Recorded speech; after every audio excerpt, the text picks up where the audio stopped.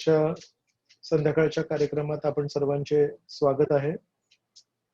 आपण भक्ती मार्गासाठी अनुकूल 6 तत्वांवर चर्चा करत आहोत. आज भाग 7 आहे आणि आपण चर्चा करतोय धैर्य या तत्वावर. आपण थोडं पुढे जाऊया आणि बघूया की आपण काय काय चर्चा केली. धैर्य कोणासाठी महत्वाचं आहे? एका गृहिणीसाठी महत्वाचं आहे,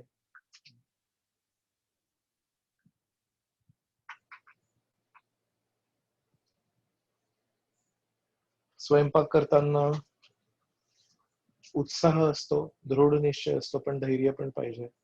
मित्राची वाट बघणाऱ्या व्यक्तीसाठी पाहिजे. खूप उत्साहाने तिथे मित्राला भेटायला आलाय, पण मित्र जर उशीर होत असेल मित्राला, तर धैर्याची गरज आहे. एका प्रवाशासाठी आहे, जो प्रवास करण्यासाठी आतुर आहे, पण जर काही कारणांमुळे आगगाडी आली नसेल तर त्याची गरज आहे. एका रोग्यासाठी बरा होण्यासाठी धैर्याची गरज आहे.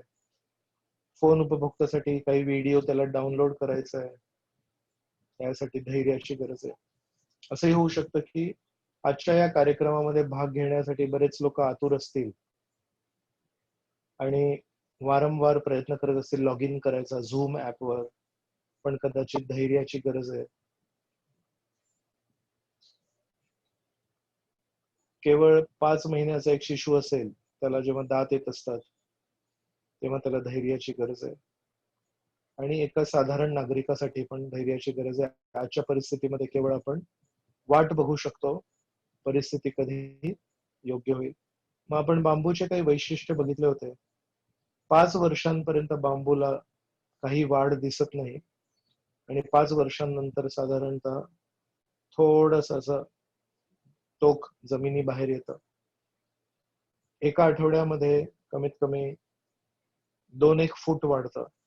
दुसऱ्या आठवड्यामध्ये कमीत कमी 10-15 फूट वाढतं आणि 6 आठवड्यात हे बांबूचं झाड 90 फुटापर्यंत जाऊ शकतं. काही काळापर्यंत वाढ नव्हती, पण नंतर जेव्हा वाढ झाली ती खूप छान झाली. अशा प्रकारे धैर्य आपल्या जीवनामध्ये खूप महत्वाचं आहे. आपण एक व्हिडिओ पण बघितला त्याच्यावर. आणि म्हणून आपल्या जीवनामध्ये जर आपल्याला सशक्तपणा पाहिजे असेल तर त्याला वेळ लागतो, आणि कमकुवतपणा पाहिजे असेल तर वेळ नेहमी कमी लागतो. श्रील प्रभुपाद जेव्हा मुंबईला राहायचे, मुंबईला एक फार मोठं मंदिर आहे इस्कॉनचं, जुहू या भागात आहे.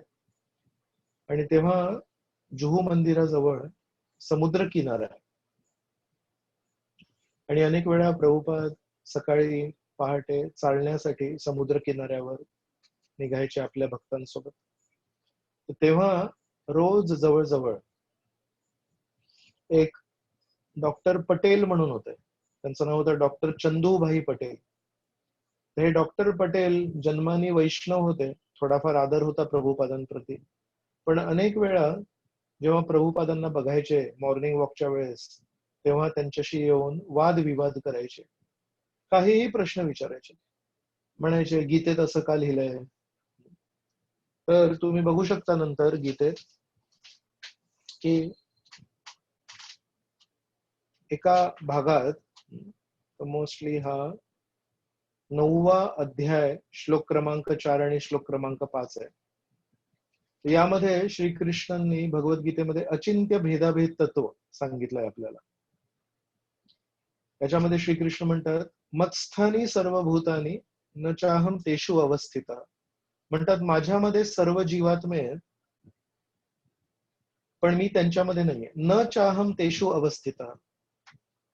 मत्स्थानी सर्व भूतानी, माझ्यामध्ये सर्व जीव जंतू आहेत, पण मी त्यांच्यामध्ये नाहीये. आणि मग दुसऱ्या श्लोकामध्ये, 5व्या श्लोकामध्ये श्रीकृष्ण म्हणतात पण मी त्यांच्या सर्वांमध्ये आहे.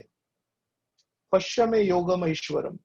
श्रीकृष्ण 9व्या अध्यायाच्या 5व्या श्लोकामध्ये म्हणतात बघ माझी कशी शक्ती आहे की एका दृष्टीने मी सर्व जीवात्म्यांमध्ये उपस्थित पण आहे, पण एका दृष्टीने मी त्यांच्यामध्ये उपस्थित नाही पण आहे. तर हे जे डॉक्टर चंदूभाई पटेल होते, प्रभुपादांना म्हणतात बघा श्रीकृष्णांनी एक वाक्य बोलले, मग त्यांना लक्षात आलं की कदाचित माझी चूक झाली की काय. म्हणून दुसऱ्या वाक्यामध्ये म्हणे नाही नाही नाही नाही नाही, मी सर्व जीवात्म्यांमध्ये आहे.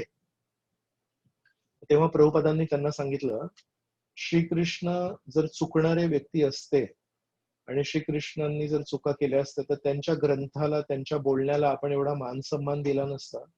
सर्व जगामध्ये आज भगवद्गीतेचा आदर होतो. कोर्टामध्ये भगवद्गीतेवर हात ठेवून शपथ घेतली जाते. या भगवद्गीतेमध्ये एकही वाक्य जर चुकलेलं असतं तर भगवद्गीतेला हे स्थान प्रदान नसतं केलं. म्हणून तुम्ही असं गृहीत धरू नका मुळीच की श्रीकृष्णांकडून काही चूक झाली आहे. श्रीकृष्ण आपला दृष्टिकोन उच्च करण्यासाठी आपल्याला प्रेरित करतात. अशा प्रकारे हे जे चंदूभाई पटेल होते, ते रोज प्रभुपादांशी काही ना काही गीतेच्या तत्वांवर, गीतेच्या मुद्द्यांवर वादविवाद करायचे. आणि एक दिवशी प्रभुपादांच्या एका शिष्यांनी प्रभुपादांना प्रश्न विचारला, हे व्यक्ती भक्त पण नाहीयेत आणि असे काही चिन्हही दिसत नाहीत की हे भक्त बनणार आहेत. अशा व्यक्तींच्या या रोजच्या वादविवादाला तुम्ही का बरं एवढं सहन करताय? तुम्ही त्यांना का नाही सांगत, मला तुमच्याशी बोलायचं नाहीये. तुमच्याकडून नुसते प्रश्न असतात आणि त्या प्रश्नाचे उत्तर पण तुम्ही अनेक वेळा स्वीकारत नाही. आणि जर तुम्हाला हे कठीण होत असेल प्रभुपादजी, तर तुम्ही आम्हाला सांगा, आम्ही बरोबर खबर घेतो त्या व्यक्तीची. तेव्हा प्रभुपादांनी एक छान गोष्ट सांगितली. तेव्हा प्रभुपादांनी सांगितलं, ज्या लोकांना भक्तीमध्ये येण्यासाठी भरपूर वेळ लागतो, त्या लोकांना भक्तीमधून बाहेर जाण्यासाठी पण भरपूर वेळ लागतो. पण जे लोक चटकन भक्तीत येतात आणि त्यांनी जर आपल्या तत्वज्ञानाची मूळ, रूट्स जर त्यांनी खोल नाही केली, तर असं होऊ शकतं की जे चटकन भक्ती मार्गात आले ते चटकन काळाच्या प्रभावाने, परिस्थितीच्या प्रभावाने भक्तीच्या बाहेरही जाऊ शकतात. तेव्हा हे छान तत्व प्रभुपादांनी सांगितलं. अनेक वेळा काही भक्त जेव्हा आपल्याला प्रश्न विचारतात, काही भक्त जेव्हा आपला वेळ घेतात, काही भक्त जेव्हा आपल्याला वेगवेगळ्या दृष्टिकोनातून समजवण्यासाठी विनंती करतात, तेव्हा जर आपला दृष्टिकोन विस्तारित नसेल आणि आपल्याला योग्य माहिती नसेल, तर आपल्याला असं वाटू शकतं की अमुक अमुक भक्त माझा छळ करतायत, अमुक अमुक भक्त मला केवळ त्रास देत आहेत. नेहमी प्रश्न, नेहमी प्रश्न, नेहमी प्रश्न. पण त्या प्रश्नांच्या पाठीमागे जर योग्य भावना असेल, जाणून घेण्याची उत्सुकता असेल, तर त्या सर्व प्रश्नांचं आपण स्वागत केलं पाहिजे. पण इतरांसमोर स्वतःचा हुशारपणा, स्वतःचं शब्द चातुर्य हे दाखवायचं जर कोणाच्या एका व्यक्तीचा जर कल असेल, तर त्या प्रश्नांना किंवा त्या वादविवादाला आपण जास्ती महत्व नाही द्यायला पाहिजे. पण एखादा व्यक्ती प्रामाणिकपणे वारंवार प्रश्न विचारून अधिक खोल जायचा प्रयत्न करतोय, अशा व्यक्तीला नेहमी आपण त्याचं स्वागत केलं पाहिजे आणि अशा व्यक्तींना आपण नेहमी प्रोत्साहन दिलं पाहिजे. तर म्हणून 5 वर्ष जेव्हा बांबूनी पाणी प्यायलंय, तेव्हा कुठे मग तो सशक्तपणे बाहेर येतो. तसंच काही भक्त असतात, त्यांनी भरपूर श्रवण केल्यानंतर त्यांच्यामध्ये एक वेगळी शक्ती संचारित होते. श्रीकृष्ण प्रती एक वेगळं आकर्षण त्यांच्यामध्ये निर्माण होतं आणि त्याला आपण नेहमी महत्व दिलं पाहिजे. मग हृदयातील परमात्म्यांचे धैर्य आपण बघितले. परमात्मा सर्व ठिकाणी स्थित आहेत, परमाणूमध्येही स्थित आहेत आणि ब्रह्मांडामध्येही स्थित आहेत. आणि मुंडक उपनिषदामध्ये याची तुलना केली जाते की झाडाच्या एका फांदीवर 2 पक्षी आहेत. एक पक्षी विविध फळे खाण्यामध्ये खूप उत्सुक आहे आणि एक पक्षी केवळ वाट बघतोय, हा माझ्याशी नातं कधी जोडेल, माझं नातं सोडून हा इकडे तिकडे सगळीकडे बघतोय. आणि याच 2 पक्षांना परमात्मा आणि आत्मा असं संबोधलंय. तर हृदयामध्ये 2 व्यक्ती आहेत, एक परमात्मा आहेत आणि एक आत्मा आहेत. 13व्या अध्यायामध्ये श्रीकृष्ण हे सांगतात की सर्व क्षेत्रेषु भारत, म्हणतात मी सर्व शरीरांमध्ये जे काही चालू आहे त्याला जाणतो, पण अर्जुना तू एक जीवात्मा असल्या कारणाने तुझ्या शरीरामध्ये काय होतं हे जाणतो. सर्व क्षेत्रेषु भारत म्हणतात. श्रीकृष्ण दुसऱ्या 15व्या अध्यायामध्ये म्हणतात सर्वस्य चाहम हृदि सन्निविष्ट, सर्वस्य च अहम. श्रीकृष्ण म्हणतात सर्वांच्या हृदयामध्ये मी स्थित आहे. तर परमात्मा आणि आत्मा येते. परमात्मा वाट बघतायत कधी हे व्यक्ती माझ्याकडे बघतील. आणि मग आपण 2 उदाहरणं पण बघितले की कसं श्रील प्रभुपादांनी त्यांच्या पुस्तकांमध्ये हे उदाहरण दिले. मग श्रीकृष्णांचं धैर्य बघितलं की शंख वाजवताना अर्जुन आणि श्रीकृष्णाने सोबत शंख वाजवला, पण नंतर भ्रमित होऊन अर्जुन बरंच काही बोलू लागला. आणि जेव्हापर्यंत अर्जुन बोलत होता तेव्हापर्यंत श्रीकृष्णांनी काही बोलले नाही. आणि जेव्हा अर्जुन बोलायचे थांबले, जेव्हा त्यांना लक्षात आलं की माझ्या सर्व बुद्धीचा प्रयोग माझ्यासाठी काही उपाय नाही शोधत आहे, तेव्हा श्रीकृष्णांनी बोलणं सुरू केलं. आणि त्यानंतर मग गीता सांगितली. म्हणून आपल्या आयुष्यात पण जेव्हापर्यंत आपण बोलत राहू तेव्हापर्यंत श्रीकृष्ण बोलत नाहीत. श्रीकृष्णांचं किती धैर्य आहे याच्यावर आपण चर्चा केली. आणि ही सर्वात महत्वाची स्लाइड होती मागच्या प्रवचनात, की श्रीकृष्ण कृपा देण्यासाठी धैर्य प्रदर्शित नाही करत, पण श्रीकृष्ण मात्र कृपा स्वीकारण्यासाठी भक्तामध्ये योग्य चेतना निर्मितीसाठी नेहमी धैर्य प्रदर्शित करतात, नेहमी वाट बघत असतात. कधी त्यांना असं वाटत नाही खूप वेळ झाला तर याला सोडून द्या. म्हणून आपल्यातील सर्व भक्तांना माहिती पाहिजे, या जगात कदाचित अमुक व्यक्ती तमुक व्यक्ती आपल्याला परिस्थिती अनुसार, आपल्या आर्थिक क्षमतेनुसार, आपल्या ज्ञानानुसार, आपल्या सामाजिक स्तरानुसार आपल्याशी संबंध जोडतील किंवा तोडतील. आणि याच्यावर आपण नियंत्रण कधीच नाही करू शकत. पण आपल्याला हे माहिती पाहिजे, श्रीकृष्ण, विठ्ठल, रामचंद्र हे आपल्या समाजातील प्रत्येक व्यक्तीशी संबंध जोडण्यासाठी आतुर आहेत आणि क्षणोक्षणी वाट बघतायत. हा भक्त माझ्याकडे कधी उन्मुख होईल, हा भक्त माझ्याकडे बघायला कधी तयार होईल. इथून आपण पुढे जाऊया. कधी कधी धैर्य या तत्वाचे शोषण पण होतं. धैर्याचं शोषण कधी होतं तर महाभारताची सुरुवातीची ही कथा आहे की शंतनू महाराज होते आणि शंतनू महाराजांच्या पत्नी आहेत गंगादेवी. आणि गंगादेवींप्रती जेव्हा शंतनू महाराज आकर्षित झाले आणि युद्धास लग्नासाठी त्यांनी जेव्हा विनंती केली, तेव्हा गंगादेवींनी त्यांना एक प्रस्ताव ठेवला, मी तुमच्याशी लग्न करीन, पण तुम्ही कधीही मला कुठलाही प्रश्न नाही विचारू शकत, ही माझी अट आहे. आणि शंतनू महाराजांनी ही अट मंजूर केली, मान्य केली. आणि जेव्हा पहिलं मूल झालं गंगादेवींना, गंगादेवी त्या मुलाला घेऊन आल्या आणि नदीमध्ये वाहून दिला त्यांनी. शंतनू महाराज बघतच बसले. शंतनू महाराजांनी धैर्य ठेवलं. दुसरं मूल जेव्हा जन्मलं तेव्हा त्या दुसऱ्या मुलालाही गंगादेवींनी पाण्यामध्ये वाहून दिलं. अशा प्रकारे 7 मुलं झाली आणि 7 मुलांना गंगादेवींनी नदीमध्ये वाहून दिलं, नवजात शिशु. आणि जेव्हा 8वं मूल झालं तेव्हा शंतनू महाराजांनी धैर्य नाही दाखवलं, वाट बघितली नाही.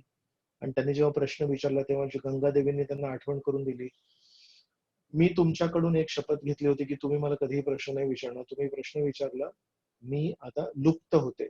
त्यांच्या जीवनातून गंगादेवी निघून गेल्या आणि सोबत त्या 8व्या मुलाला पण घेऊन गेल्या. ते देवव्रत होते आणि नंतर ते भीष्म झाले.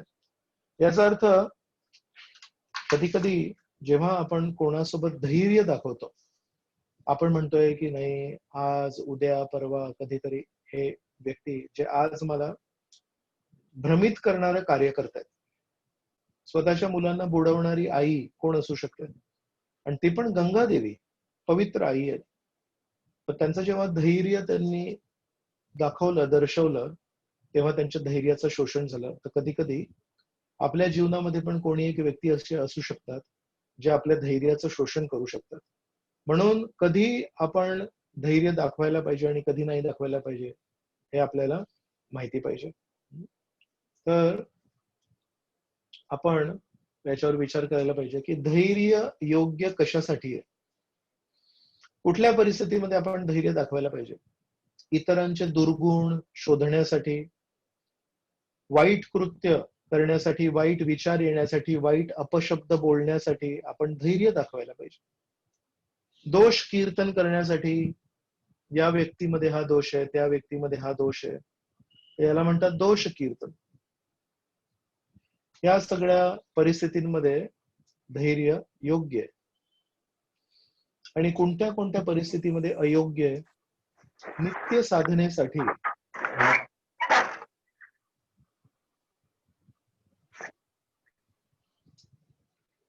नित्य साधनेसाठी धैर्य हे अयोग्य आहे. इतरांचे गुणाख्यान करण्यासाठी धैर्य हे अयोग्य आहे. प्रचार करण्यासाठी धैर्य हे खूप अयोग्य आहे. परमेश्वराची सेवा करण्यासाठी धैर्य हे खूप अयोग्य आहे.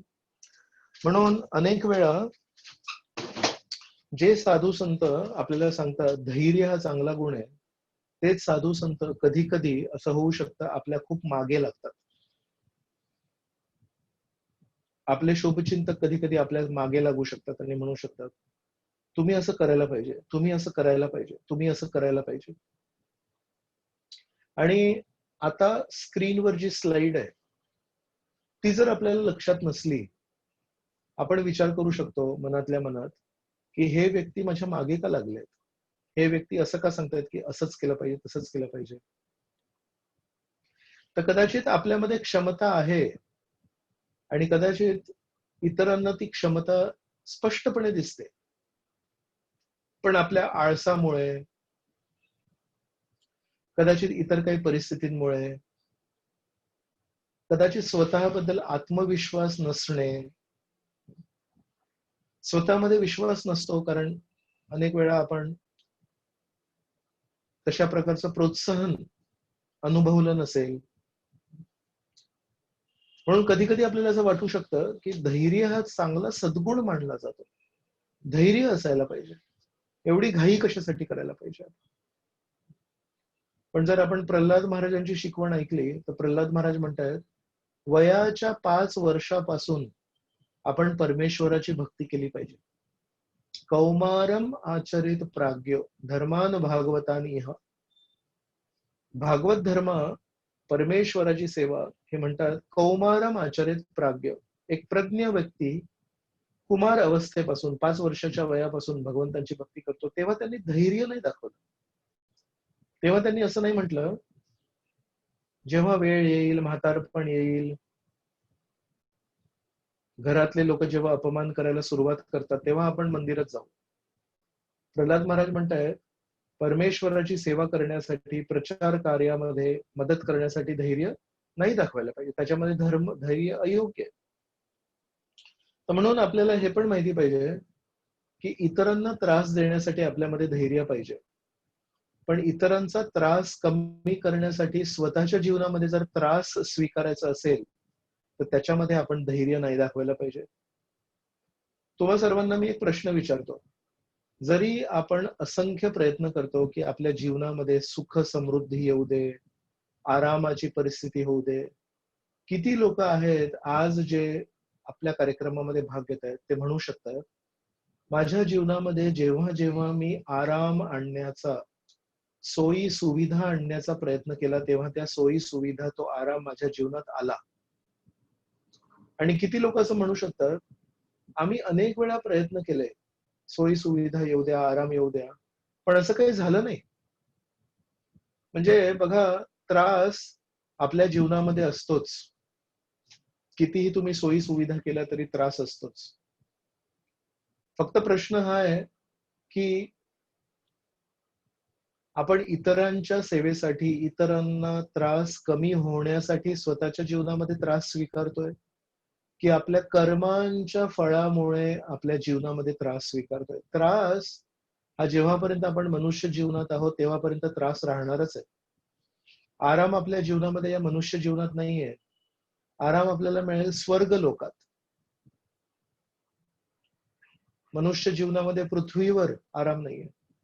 म्हणजे त्रास जर होणार असेल पण तो इतरांच्या कल्याणासाठी जर तो त्रास स्वीकारला तर ते आपलं मोठं सौभाग्य आहे. पण स्वतःचा त्रास कमी करताना जे काही प्रयत्न करतो त्याच्यामध्येही त्रास होतो आणि त्या त्रासामध्ये इतरांचं कल्याण होत नाही. म्हणून आपल्याला हा विचार करायला पाहिजे की योग्य धैर्य काय आणि अयोग्य धैर्य काय. आपण इथून पुढे जाऊया. धैर्य योग्य क्रियेसाठी जेव्हा आपण दाखवू ते सौभाग्याचं आहे, आणि जेव्हा अयोग्य क्रियेसाठी, अयोग्य मतांसाठी, अयोग्य दृष्टिकोनासाठी जेव्हा दाखवू तेव्हा ते दुर्भाग्याचं आहे. तर धैर्याचे 2 पैलू आहेत. आपण धैर्यावर जेव्हा चर्चा करतोय, गेल्या वेळेस मी याचा उल्लेख केला होता की गेल्या प्रवचनामध्ये आपण परमेश्वराच्या धैर्याबद्दल चर्चा केली. या प्रवचनामध्ये आपण एका भक्ताच्या धैर्याबद्दल चर्चा करणार आहोत. तर हे आहे शबरी मातेचं धैर्य. शबरी माता खूप प्रसिद्ध आहे. शबरी माता ते व्यक्ती आहेत ज्यांनी परमेश्वराला आपलं उष्ट खाऊ घातलं. साधारणतः आपण परमेश्वराचं उष्ट स्वीकारतो, महाप्रसाद खातो, आणि भगवद्गीतेच्या 9व्या अध्यायामध्ये श्रीकृष्ण सांगतात आपल्याला, पत्रम पुष्पम फलम तोयम. श्रीकृष्ण म्हणतात, मला तुळशीचं एक पान दिलं कोणी, मला एक पुष्प दिलं कोणी, मला एक फळ जर कोणी दिलं, पण ते जर आनंदाने दिलं असेल, प्रेमाने दिलं असेल, भक्ती भावनेने दिलं असेल, तर मी ते नक्की स्वीकार करेन. विचार करा, या शबरी मातेने रामचंद्रांना किती प्रेमाने फळं दिले असतील की त्यांनी असंख्य फळ, भरपूर फळ रामचंद्रांना खाऊ घातली आणि रामचंद्रांनी आनंदाने ही सर्व फळं खाल्ली. पण कुठले फळे गोड आहेत आणि कुठले नाही आहेत हे सांगण्यासाठी काही काही पुस्तकांमध्ये असं सांगितलंय की शबरी माता आधी स्वतः त्याची चव घ्यायची आणि नंतर रामचंद्रांना द्यायची. हा जेव्हा प्रसंग घडतोय तेव्हा रामचंद्र आणि लक्ष्मण हे जवळजवळ 13 वर्ष, त्याहून अधिक, 13.5 म्हणू शकतो आपण, जवळजवळ साधारणतः 13-13.5 वर्ष वनवासात राहिलेले आहेत. आणि हे शेवटची गोष्ट आहे, शेवटची कथा आहे, अंताकडेची कथा आहे. तर या सर्व काळामध्ये जेव्हा वनवासामध्ये रामचंद्र आणि लक्ष्मणजी आहेत, तेव्हा अनेक वेळा लक्ष्मणजींनी भूक मिटवण्यासाठी त्यांना फलाहार दिलाय. आणि तेव्हा लक्ष्मण काय करायचे, वेगवेगळ्या झाडांवर चढायचे आणि तिथून मोजके काही काही फळं काढायचे, नीट पारखून फळं काढायचे, कुठले फळं पिकलेले आहेत, कुठले फळं गोड असतील. तर 13-13.5 वर्ष लक्ष्मणांनी रामचंद्रांना आणि सीतादेवींना फळं द्यायची सेवा केली. म्हणून लक्ष्मणाला माहितीये की साधारणतः एका झाडावर समजा 100 फळं असतील, तर 100 फळातून 20 फळं हे पिकलेले असतात, 30 फळं पिकलेले असतात, अर्ध्याहून अधिक फळे हे पिकलेले नसतात. मग जे पिकलेले फळ आहेत त्याच्यात पण काही फळं असतात ते अर्धवट पिकलेले असतात, त्यातून बरोबर विचारपूर्वक काढायला लागतात. आणि ते फळं कधी कधी कुजलेले पण असतात, अधिक पिकलेले असतात, बरेच गोष्टी आहेत त्याच्यामध्ये. म्हणून लक्ष्मणाला माहिती होतं की शबरी मातेने एका टोपलीमध्ये जेवढी काही बोरं आणली आहेत, जेवढी फळं आणली आहेत रामचंद्रांना, ती सर्वची सर्व खूप उत्कृष्ट फळं होती. आणि एवढी सर्व उत्कृष्ट फळं, छान पिकलेली, छान गोड प्रकारची फळं जर रामचंद्रांसाठी त्यांनी निवडली आहेत, याचा अर्थ शबरी मातेने किती झाडांमध्ये जाऊन, कुठे कुठे जाऊन एवढी फळं त्यांनी निवडली आहेत. मग आता आपण बघतोय चित्रात पण भरपूर पिकलेली फळं दिसत आहेत, रामचंद्रांना ते अर्पण करतायत. याचा अर्थ शबरी मातेने किती मेहनत केली असेल. 1000-2000 फळं जेव्हा शबरी मात्यांनी बघितली असतील, त्याच्यातून त्यांनी 100 फळं पिकलेली काढली आहेत. आणि त्या 100 पिकलेल्या फळातून 20-25 खूप छान फळं त्यांनी शोधून काढली आहेत. आणि त्या फळांना पण शबरी माता आधी उष्ट करून खायची आणि नंतर प्रभू रामचंद्रांना द्यायची. म्हणून लक्ष्मण जेव्हा या सेवेला बघत होते तेव्हा लक्ष्मणांना लक्षात आलं की या सेवाच्या मागे शबरी मातेचे किती परिश्रम आहेत, शबरी मातेने किती श्रम घेतले. तर केवळ त्या फळांचा आकार, त्या फळांचा साईज, त्या फळांचा रंग बघून लक्ष्मणाला लक्षात आलं, या म्हाताऱ्या दिसणाऱ्या बाईने मेहनत खूप केली आहे, परिश्रम खूप केले. आणि त्यानंतर जेव्हा रामचंद्रांनी आनंदाने हे फळं खाल्ले तेव्हा त्यांनी विचारलं की तुम्ही इथे एकट्या जंगलामध्ये कशा काय राहताय. तेव्हा शबरी मातेंनी पूर्ण कहाणी सांगितली. तर म्हणतायत रामचंद्र आणि लक्ष्मणाला म्हणतायत, तुम्ही जेव्हा अयोध्येवरून निघाले आणि चित्रकूटमध्ये पोहोचले, म्हणजे वनवासाच्या सुरुवातीला, जवळजवळ त्या काळी माझे गुरु मतंग ऋषी या जगातून माझ्या अनेक गुरुबंधूंसोबत निघून गेले. म्हणजे शबरी माता गेले 13-13.5 वर्ष या कुटीरामध्ये, या आश्रमामध्ये एकटी राहते. आणि म्हणाले की ते जेव्हा या जगातून गेले तेव्हा मतंग ऋषींना मी पण विनंती केली, मला पण तुमच्यासोबत यायचंय. माझ्या सर्व इतर गुरुबंधूंना, ब्रह्मचार्यांना तुम्ही घेऊन चालले वैकुंठात, मलाही तुमच्यासोबत यायचं. तेव्हा माझ्या गुरूंनी, मतंग ऋषींनी मला विनंती केली, तुम्ही इथेच राहा, तुम्हाला पाठी राहायचंय. का बरं? तर म्हणाले, तुमच्यासाठी मी एक महत्वाची सेवा दिली आहे. या मार्गाने कधीतरी परमेश्वर येतील, विष्णू येतील, आणि त्यांची सेवा करण्यासाठी मी तुम्हाला आदेश देतोय की तुम्ही मागे थांबा आणि तुम्ही विष्णूंची सेवा करा. आणि त्या दिवशीपासून आजपर्यंत हे शबरी माता आहेत, विचार करतायत, कदाचित विष्णू आज येतील, कदाचित आज येतील. आणि त्यांच्यासाठी त्यांनी काय काय तयारी केली होती, तर वाल्मिकी रामायणामध्ये पूर्ण याचं वर्णन केलंय की जंगलातून जो मार्ग मतंग ऋषींच्या आश्रमामध्ये, शबरीच्या आश्रमामध्ये येत होता, त्या संपूर्ण मार्गावर शबरी माता फुलं पसरवायचे. आणि त्या पूर्ण मार्गाला त्यांनी सुगंधित केलं होतं. त्या पूर्ण मार्गाला त्यांनी फार छान मऊ मऊ केलं होतं. आणि रोज सकाळी आजूबाजूच्या परिसरात जाऊन ते अशा प्रकारचे अनेक अनेक फळं घेऊन यायचे आणि पूर्णपणे तयारी करून ठेवायचे. फुलं टाकले मार्गावर आणि खूप छान छान वेचलेले काही फळे आहेत जे त्यांना भगवंतांच्या सेवेमध्ये अर्पण करायचे होते. अशी सेवा शबरी मातेने 13-13.5 वर्ष रोज केली. त्यांना हे अजिबात माहिती नव्हतं की आज तो सुवर्ण दिन आहे, ज्या दिवशी रामचंद्र आणि लक्ष्मण येणार आहेत. त्याच्यामध्ये त्यांची किती मोठी गुरुनिष्ठा दिसते, विचार करा.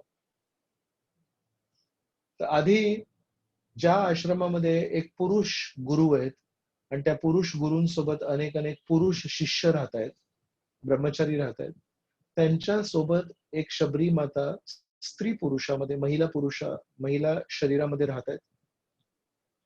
हीच एक खूप मोठी गोष्ट आहे. तर कोणी म्हणतात, काही अशी कथा आहे की शबरीला लहानपणापासून विष्णू भगवंतांप्रती खूप आकर्षण होतं. पण एका भिल्ल परिवारामध्ये त्यांनी जन्म घेतला होता, शबर परिवारामध्ये त्यांनी जन्म घेतला होता. आणि म्हणून त्यांच्या समाजाची जी काही संस्कृती होती, त्या संस्कृतीमध्ये विष्णू पूजा ही स्वीकृत नव्हती.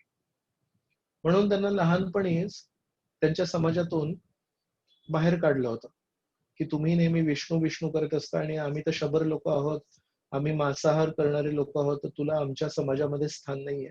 आणि लहानपणी शबरी ही शबर समाजातून जेव्हा बाहेर पडली होती, मग ती शोधत शोधत गुरूंना मतंग ऋषींच्या आश्रमापर्यंत पोहोचली आणि त्यांनी मग मतंग ऋषींचं शरण स्वीकारली होती.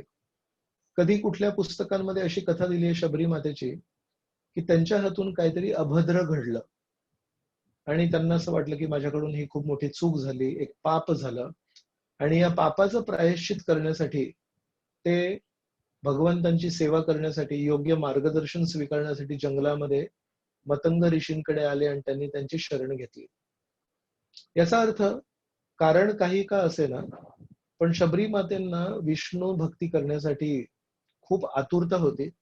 आणि साधारणतः आश्रमामध्ये इतर सर्व पुरुष जरी असले तरी शबरी मातेला महिला शरीरामध्ये आपल्या गुरूंची सेवा करण्यासाठी आणि त्यांचं मार्गदर्शन स्वीकार करण्यासाठी त्याच्यामध्ये काही चुकीचं नाही वाटलं. कोणाला वाटेल असं कसं काय असू शकतं की एक महिला आश्रमात कशी काय राहू शकते. अनेक अनेक वेळा जेव्हा वैदिक संस्कृतीबद्दल लोक चर्चा करतात, टीका करतात, तेव्हा म्हणतात वैदिक संस्कृती ही पुरुष प्रधान संस्कृती आहे. पुरुष प्रधान संस्कृती का म्हणतात, तर म्हणतात अनेक अनेक गोष्टी हे केवळ पुरुषांसाठी आहेत. आणि त्यातली एक गोष्ट जे अनेक लोक म्हणतात ते हे म्हणतात की केवळ पुरुषांनाच गुरूंच्या आश्रमामध्ये राहण्याची संधी दिली जाते आणि स्त्रियांना, महिलांना नेहमी घरी बंद करून ठेवलं होतं, डांबून ठेवलं होतं. पण या कथेमध्ये आपण बघतो की शबरी माता महिला शरीरामध्ये गुरूंच्या आश्रमामध्ये इतर पुरुष ब्रह्मचारींसोबत राहायची. साधारण कथा नाही आहे, पण आपल्याला माहिती पाहिजे की साधारण जरी नियम असले तरी वैदिक संस्कृतीमध्ये तुमच्या भक्तीच्या तीव्रतेला मान सन्मान होता. जर कोणामध्ये तीव्र भक्ती असेल तर त्यांच्यासाठी नियम लागू नव्हते. प्रल्हादांची आई कयादू यांना पण नारद मुनींनी अनेक अनेक वर्ष आपल्या आश्रमात ठेवले. एक मिनिट.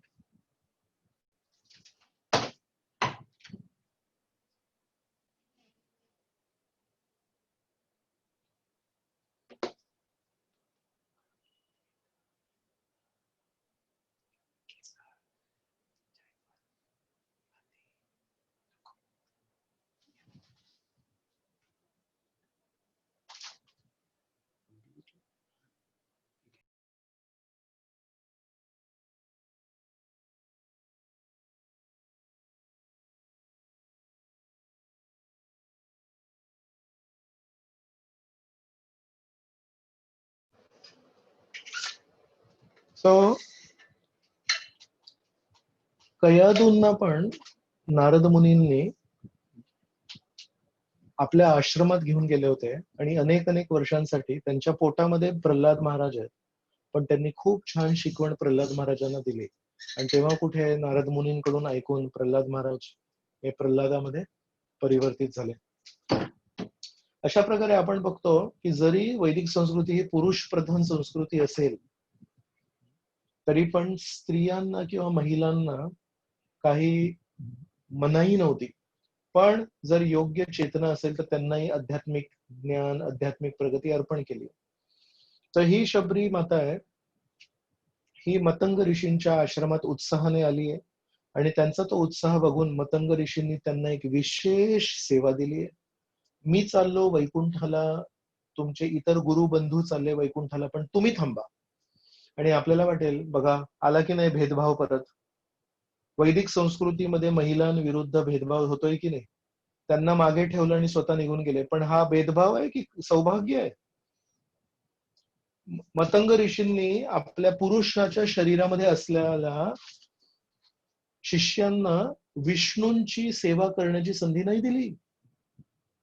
रामचंद्रांना वनवासामध्ये छान छान फळं अर्पण करण्याची संधी पुरुषांना नाही दिली, ती त्यांनी शबरी मातेला दिली. म्हणून शबरी मातेला अशी विशेष सेवा दिली. अनेक अनेक वेळा आपण असं शिकू शकतो, आपले जर कोणी गुरु असतील किंवा आपल्यापेक्षा श्रेष्ठ कोणी असतील, ते आपल्याला कधी काय सेवा देतात हे आपण आपल्या भौतिक दृष्टीने नाही बघितलं पाहिजे. समजा शबरी मातेने विचार केला असता, तुम्ही चालले वैकुंठाला, माझे सर्व गुरुबंधू चालले वैकुंठाला आणि तुम्ही मला एकटीला इथे मागे ठेवताय, हा अन्याय आहे. पण या अन्यायाचं फळ काय? रामचंद्रांना स्वहस्ताने स्वतःचे उष्टे गोड बोर रामचंद्रांना देतात आणि रामचंद्र त्या बोरांना, त्या छान फळांना खाऊन आनंदित होतात. आणि लक्ष्मण आश्चर्यचकित, एवढे चांगले बोर शोधण्यासाठी, काढण्यासाठी, वेचण्यासाठी या शबरी मातेने, या म्हाताऱ्या बाईने किती फळांना बघितलं असेल. 1000-2000 फळं रोज बघते शबरी माता, त्याच्यातून वेचून वेचून काढते. म्हणून गुरूंना प्रसन्न केलं. आदी गुरु आहेत लक्ष्मण, त्यांना प्रसन्न केलं आणि भगवंतांना प्रसन्न केलं.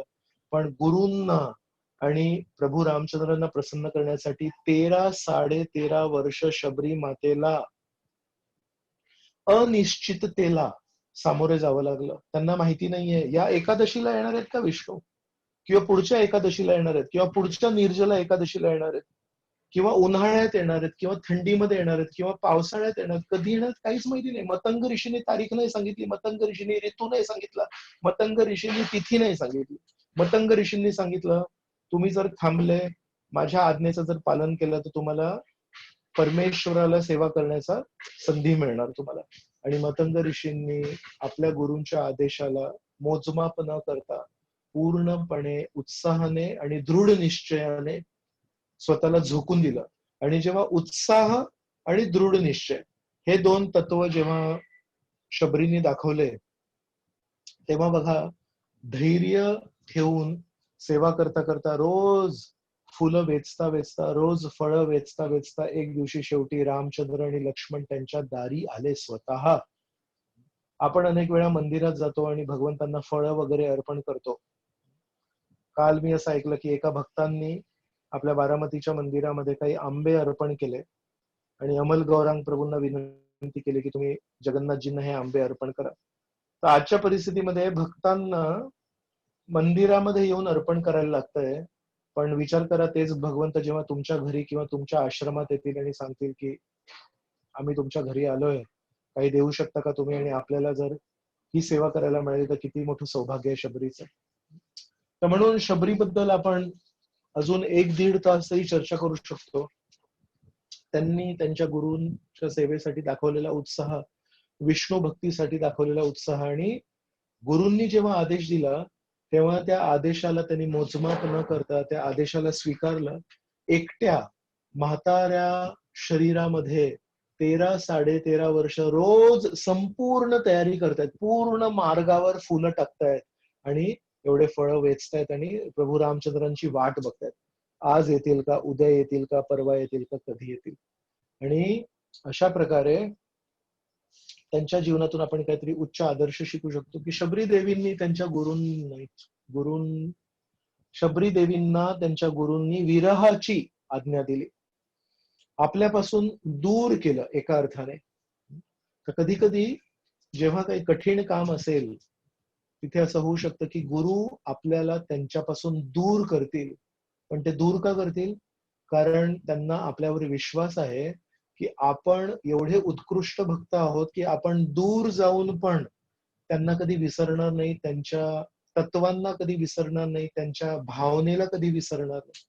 म्हणून आपल्या सर्वांना आपल्या गुरूंच्या जवळ जाण्यासाठी खूप आतुरता असते आणि असं वाटतं की माझ्या गुरूंनी मला आलिंगन करावं, माझ्या गुरूंनी मला डोक्यावर हात ठेवावा, माझ्या गुरूंनी मला काहीतरी वैयक्तिक काहीतरी सांगावं.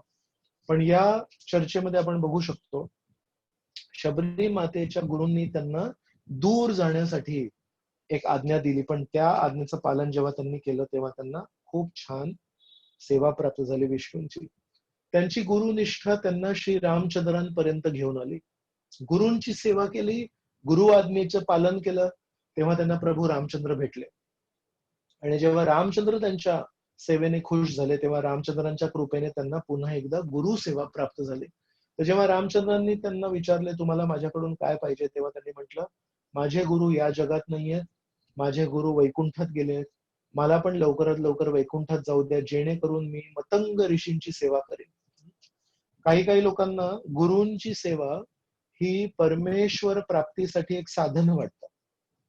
जसं कधी कधी पहिल्या माळ्यावर चढण्यासाठी आपल्याला पायऱ्या लागतात, तर आपल्याला असं वाटतं की गुरु सेवा, वैष्णव सेवा ही एक पायरी आहे आणि वैष्णव सेवांच्या पायरीवर पाय ठेवून, गुरु सेवाच्या पायरीवर पाय ठेवून आपल्याला परमेश्वर गाठायचे आहेत. म्हणजे ध्येय आपलं आहे परमेश्वर. पण त्या परमेश्वरला प्राप्त करण्यासाठी ठीक आहे काही वर्षांसाठी वैष्णवांची सेवा करू, काही वर्षांसाठी आपण गुरूंची सेवा करू. पण शबरी माता आपले पूर्ण दृष्टिकोन बदलते आणि शबरी माता आपल्याला सांगते गुरूंची सेवा ही महत्वाची आहे. गुरूंनी इथे जी सेवा दिली आहे ती पण करू आणि गुरूंची नित्य सेवा आपण वैकुंठात पण करू. कारण तिथे पण गुरु आपल्याला काय सेवा देतील? तिथे पण परमेश्वराची सेवा देतील ना. पण परमेश्वराची डायरेक्ट सेवा करण्यापेक्षा गुरूंच्या मार्फत, गुरूंच्या आज्ञेनुसार, गुरूंच्या मार्गदर्शनानुसार जर आपण परमेश्वराची सेवा केली तर ती नेहमी उच्च कोटीची सेवा होईल. तर शबरी देवींच्या उच्च आदर्शामधून आपण ह्या गोष्टी शिकू शकतो. विरहाचा स्वीकार, गुरुनिष्ठा आणि नंतर रामचंद्रांच्या कृपेने पुन्हा एकदा गुरुसेवा प्राप्त. तर तुम्हाला मी एक उदाहरण सांगायची इच्छा आहे. एकदा एका बागेमध्ये काही गवत होतं आणि त्या गवताला स्वतःकडे बघून खूप आनंद होत होता आणि म्हणतो किती मी सुंदर दिसतोय. हिरवगार गवत, ताज गवत, रसाळ गवत, त्यामध्ये पण एक रस असतो गवतामध्ये. पण असा तो गवत जेव्हा विचार करत होता तेव्हा त्या ठिकाणी एक गाय आली आणि त्या गायीने त्या गवताला खाण्यासाठी चालू केलं. तर तो गवत म्हणायला लागला अरे हे का गवत काय येत आहे माझ्या जीवनामध्ये, गाय काय येते माझ्या जीवनामध्ये आणि मला चावते काय. आणि त्या गवताला वेदना झाल्या, त्या गवताला ती गाय चावू लागली आणि हळू हळू चावून चावून पोटामध्ये टाकायला की तो गवत विचार करतोय मी किती छान होतो, बाहेर सगळं काही छान चालू होतं, ही गाय कुठून आली. मग त्या गायीने त्या गवताचं रूपांतर केलं दुधात आणि ते गवत विचार करू लागलं चला कमीत कमी आता बाहेर पडलो या गायीच्या शरीरातून आणि पांढरा शुभ्र रंग मिळालाय मला, आता छान मजा येईल, आता मला चांगलं एक स्थान मिळालंय. चला पांढऱ्या शुभ्र दुधाच्या रूपात आता आपण अस्तित्व करू. काही वेळाने त्या दुधाला एका व्यक्तीने घेतलं, विकत घेतलं, त्याच्यापासून दही बनवलं, त्या दह्याचं लोणी बनवलं आणि त्या लोण्यापासून त्यांनी तूप बनवलं. आणि दुधाचं रूपांतर दह्यामध्ये जेव्हा झालं तेव्हा त्याच्यामध्ये आंबटपणा आला. तो म्हणाला, अरे मला आंबट नव्हतं बनायचं. त्याच्यापासून जेव्हा लोणी बनवलं तेव्हा त्याच्यामध्ये घुसळायला लागलं. घुसळताना पण तो जो जीवात्मा होता गवताच्या रूपात, त्याला खूप त्रास झाला. आणि नंतर त्या लोण्याला गरम गॅसवर ठेवलं आणि 1-1.5 तास त्याला गरम केल्यानंतर त्या लोण्याचं रूपांतर तुपामध्ये झालं. तो म्हणाला, बाप रे, माझा किती छळ झाला, किती अग्नी मला स्वीकारायला लागले, किती मला कष्ट स्वीकारायला लागले. आता तरी मी शांतपणे बसतो. पण माझा रंग पण बघा पांढरा शुभ्र रंग होता, आता माझा रंग पिवळा झाला. आणि असं म्हटल्यानंतर तो जेव्हा म्हणाला की आता माझ्यामध्ये परिवर्तन नको, आता शेवटचं परिवर्तन झालं, तेव्हा त्या तुपाला काही भक्तांनी घेतलं आणि परमेश्वराच्या शरीरावर त्या तुपाला, काही दुधाला, काही मधाला टाकलं आणि परमेश्वराचा अभिषेक केला. तेव्हा त्या जीवात्म्याला कळलं, कुठे मी गवताच्या रूपात एका बागेत होतो आणि आज मी दुधाच्या रूपात, तुपाच्या रूपात परमेश्वराच्या अभिषेकासाठी माझा वापर होतोय. तर माझ्यामध्ये जेवढे काही परिवर्तन घडले, माझ्यावर जेवढे काही कष्ट झाले, ते सगळे चांगल्यासाठी झाले. का? कारण त्या गवताला आपण नरसिंह देवांना, विष्णूला अर्पण नाही करू शकत. विष्णू गवत नाही खात. पण त्या गवताला जर आपल्याला परमेश्वराच्या चरणी अर्पण करायचं असेल तर त्या गवताचं रूपांतर दुधात, दुधाचं रूपांतर दह्यात, दह्याचं रूपांतर लोण्यात आणि लोण्याचं रूपांतर तुपात आणि तुपाला पण वितळून आपल्याला परमेश्वराच्या शरीरावर थोडं द्रव्य रूपात टाकायला लागेल. म्हणून आपल्या जीवनामध्ये पण जेव्हा जेव्हा काही कष्ट येतील तेव्हा आपण विचार करायला पाहिजे, परमेश्वराची सेवा करणं एवढं सोपं नाही, विष्णूंची सेवा करणं एवढं सोपं नाही. विष्णूंच्या सेवेमध्ये जर आपल्याला रत व्हायचं असेल तर आपल्या जीवनामध्ये, आपल्या स्वभावामध्ये आणि आपल्या परिस्थितीमध्ये अनेक अनेक परिवर्तन भगवंत आणतील किंवा भगवंतांचे प्रतिनिधी आणतील. आणि ते सर्व परिवर्तन आपल्यासाठी खूप कष्ट निर्माण करतात. का? कारण परिवर्तन आपल्याला आवडत नाहीत. ज्या परिस्थितीमध्ये आपण या क्षणी आहोत त्या परिस्थितीमध्ये जर आपण अजून 10 वर्ष राहिलो तर किती चांगली गोष्ट आहे. पण परमेश्वर म्हणतात, जर तुम्हाला गवत राहायचं असेल तर बागेत राहायला लागेल, पण त्या गवताचं रूपांतर जर तुपात झालं तर तुम्ही माझे स्नान करू शकता, माझी सेवा करू शकता. म्हणून काही लोक आहेत ते या परिवर्तनशील जीवनाला नेहमी स्वीकार करतात, स्वतःमध्ये बदल घडवतात आणि नंतर परमेश्वराच्या सेवेसाठी तयार होतात. म्हणून श्रीकृष्ण पण अर्जुनाला भगवद्गीतेच्या सुरुवातीला सांगतायत की अर्जुना, जर तुला तुझ्या चेतनेमध्ये परिवर्तन करायचं असेल तर तू माझं निमित्त बनू शकतोस, तू माझं साधन बनू शकतोस. पण जर तू चेतना बदलली नाहीस तर कदाचित तू माझं साधन नाही बनणार, मग मी इतर कोणातरी साधन बनवेन. तर म्हणून या गवताची कथा पण आपल्याला माहिती पाहिजे. शबरी देवींकडून आपण काही शिकवण शिकू शकतो. गुरु यांच्या सेवेसाठी त्यांच्यामध्ये उत्साह होता, गुरु आज्ञा पालनासाठी त्यांच्यामध्ये दृढ निश्चय होता. 13 ते 13.5 वर्ष रोज ते संपूर्ण तयारी करतायत विष्णूंच्या स्वागताची, रामचंद्रांच्या स्वागताची. आणि नंतर गुरु आशीर्वाद प्राप्तीसाठी त्यांच्यामध्ये धैर्य आहे. आज सेवा करीन, नाही आले रामचंद्र, नाही आले आज, नो प्रॉब्लेम, काही समस्या नाहीये, उद्या आपण पुन्हा एकदा तयारी करूया. आजही रामचंद्र नाही आले, काही हरकत नाहीये, पुन्हा एकदा करू. अशा प्रकारे उत्साह, दृढ निश्चय आणि धैर्य या तिन्ही गोष्टी जेव्हा शबरीमध्ये होत्या तेव्हा त्यांना रामचंद्रांची कृपा प्राप्त झाली. म्हणून धैर्य ईश्वर कृपा प्राप्तीसाठी योग्य आहे, पण धैर्य ईश्वर साधनेसाठी अयोग्य आहे. परमेश्वराच्या साधनेसाठी आपण कधी धैर्य नाही दाखवायला पाहिजे आणि ईश्वर कृपा प्राप्तीसाठी आपण नेहमी धैर्य दाखवायला पाहिजे. एक आपण चित्र दाखवलं होतं, एक स्लाइड दाखवली होती, आपण पुन्हा एकदा बघूया ती स्लाइड. आपण ही स्लाइड बघितली होती की श्रीकृष्ण कधी धैर्य प्रदर्शित करतात आणि श्रीकृष्ण धैर्य कधी प्रदर्शित नाही करत. तशाच प्रकारची ही एक स्लाइड आहे, पण ही भक्तांसाठी आहे. ती स्लाइड काय आहे तर म्हणतोय, या स्लाइड मध्ये म्हटलंय, भक्त भगवंतांची किंवा गुरूंची आज्ञा पूर्ती करण्यासाठी धैर्य प्रदर्शित नाही करत, पण भक्त भगवंतांच्या गुरूंच्या कृपा प्राप्तीसाठी धैर्य प्रदर्शित करतात. तर आपण बघू शकतो डावीकडे जो चित्र आहे त्याच्या कपाळावर घाम आलाय, आणि तो घाम कशामुळे आलाय? मेहनत करून आलाय. तर हे जे भक्त आहेत, प्रामाणिक भक्त आहेत, हे आज्ञापूर्ती करण्यासाठी कधीही धैर्य दाखवत नाहीत. आज्ञापूर्ती करण्यासाठी खूप राबतात, खूप मेहनत करतात. पण त्या मेहनतीचं फळ जेव्हा आपल्याला मिळेल, कधी मिळेल माहित नाही. आपल्यासाठी पण कदाचित 13 वर्ष लागतील. शबरीला 13 वर्ष लागले. शबरी तर खूप शुद्ध भक्त आहेत, कदाचित आपल्याला जास्ती वेळ लागेल. म्हणून भगवंतांची कृपा कधी प्राप्त होईल, गुरूंची कृपा कधी प्राप्त होईल, याच्यासाठी आपण धैर्य प्रदर्शित केलं पाहिजे. पण आज्ञापूर्तीसाठी आपण धैर्य प्रदर्शित नाही केलं पाहिजे. ही पण स्लाइड खूप आपल्यासाठी महत्वाची आहे. कुठे धैर्य दाखवावं आणि कुठे धैर्य नाही दाखवावं. म्हणून धैर्य कोणासाठी आहे? तर तुम्हा आम्हा सर्वांसाठी आहे. असा कोणीही व्यक्ती नाही ज्याच्यासाठी धैर्य नाहीये. पण कुठल्या परिस्थितीमध्ये धैर्य प्रदर्शित करणं योग्य आहे आणि कुठल्या स्थितीमध्ये धैर्य प्रदर्शित करणं अयोग्य आहे, हे केवळ आपल्याला माहिती पाहिजे. म्हणून आपण जप करताना जप सुरू करण्यासाठी कधी धैर्य नाही प्रदर्शित केलं पाहिजे. पण त्या जपामुळे आपल्याला जो आनंद मिळतो, असं शास्त्रांमध्ये लिहिलंय, तो आनंद कधी मिळेल आपल्याला माहिती नाही. त्याच्यासाठी आपण धैर्य दाखवायला पाहिजे. वैष्णवांची सेवा करण्यासाठी आपण कधीही धैर्य नाही दाखवायला पाहिजे. पण आपण सेवा करता करता ते वैष्णव आपल्यावर कधी खुश होतील, कधी त्यांच्या मनामध्ये आपल्याबद्दल कृतज्ञता निर्माण होईल, याच्यासाठी आपण धैर्य दाखवायला पाहिजे. आणि अशा प्रकारे जेव्हा आपण शबरी देवींसारख्या थोर महात्म्यांच्या जीवनातून जेव्हा धैर्याची शिकवण घेतो, नक्की परमेश्वर आपल्यावर खुश होतील आणि आपले 13 वर्ष कदाचित 13 महिन्यांमध्ये परिवर्तित होतील. आपापल्या चेतनेप्रमाणे योग्य मात्रेमध्ये, योग्य परिस्थितीमध्ये परिवर्तित होतील आणि आपल्याला पण प्रभू रामचंद्रांची नक्कीच कृपा प्राप्त होईल. तर म्हणून धैर्य या विषयावरचा आपण सराव करूया. धैर्य कोणासाठी आहे? धैर्य एका गृहिणीसाठी आहे, एका बाळासाठी आहे, एका प्रवाशासाठी आहे, एका रोग्यासाठी आहे, सर्वांसाठी आहे. मग आपण बांबूचे काही वैशिष्ट्य बघितले, परमात्म्यांचे धैर्य बघितले, श्रीकृष्णांचे धैर्य बघितले.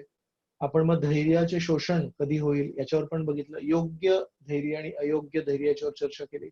आणि नंतर शबरी मातेचं आपण धैर्य आज आपण शिकलो. आणि त्याच्यानंतर गवताचं रूपांतर तुपामध्ये होण्यासाठी त्याला काय काय कष्ट सहन करायला लागले याच्यावर पण चर्चा केली. तेव्हा कुठे परमेश्वराच्या अभिषेक करण्याचा त्यांना चान्स मिळाला. आणि त्याच्या पुढे मग आपण वेगवेगळे उदाहरण बघितले. म्हणून आपण सर्वांचे आभार. आपल्याकडे 10-1 मिनिटं आहेत. या 10 मिनिटांमध्ये जर कोणाला काही प्रश्न विचारायचे असतील तर आपण 1-2 प्रश्न उत्तर घेऊ शकतो.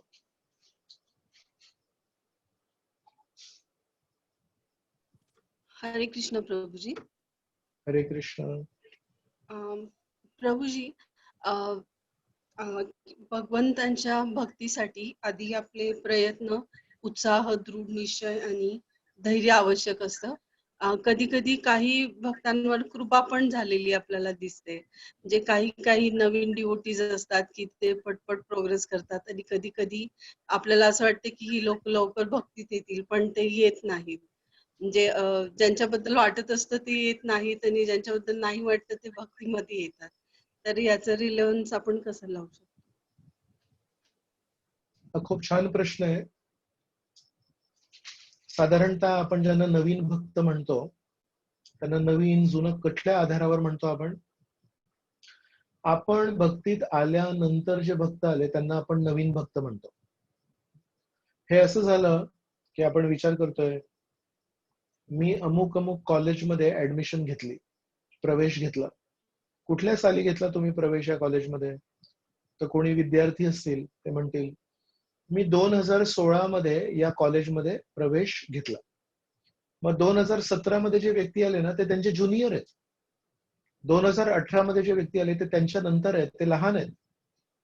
पण या जगातले जे वेगवेगळ्या व्यवसायासाठीचे कॉलेज आहेत, लॉ कॉलेज असेल, मेडिकल कॉलेज असेल, इंजिनिअरिंग कॉलेज असेल, हे सर्व जे काही शिक्षण देत आहेत ना ते एका जीवनाचं शिक्षण आहे, एका जन्माचं शिक्षण आहे. एका जन्मामध्ये आपल्याला ते ज्ञान मिळणार आणि आपण जेव्हा मरण स्वीकारू तेव्हा आपलं ते ज्ञान नष्ट होतं. पुढच्या जीवनामध्ये पुन्हा एकदा आपल्याला इंजिनिअरिंग कॉलेजमध्ये, लॉ कॉलेजमध्ये, या कॉलेजमध्ये, त्या कॉलेजमध्ये जायला लागेल. भक्तीचं कॉलेज एका जीवनाचं कॉलेज आहे का? भक्तीमध्ये आपल्याला जे काही शिकायला मिळतंय ते एका जीवनाचं आहे का? श्रीकृष्ण नाही. आपल्याला सांगतायत, श्रीकृष्ण भगवद्गीतेमध्ये सांगतायत आपल्याला की 6व्या अध्यायामध्ये श्रीकृष्ण सांगतात, एका श्लोकामध्ये सांगतात की आदल्या जन्मीचे जे संस्कार आहेत एका जीवात्म्यावर भक्तीचे, ते पुढच्या जीवनात पण त्याला प्रभावी ठरतात. कधी कधी आपण बघतो आपल्या जीवनामध्ये की लहान मुलगा आहे पण त्याला श्रीकृष्णांप्रती आकर्षण असतं.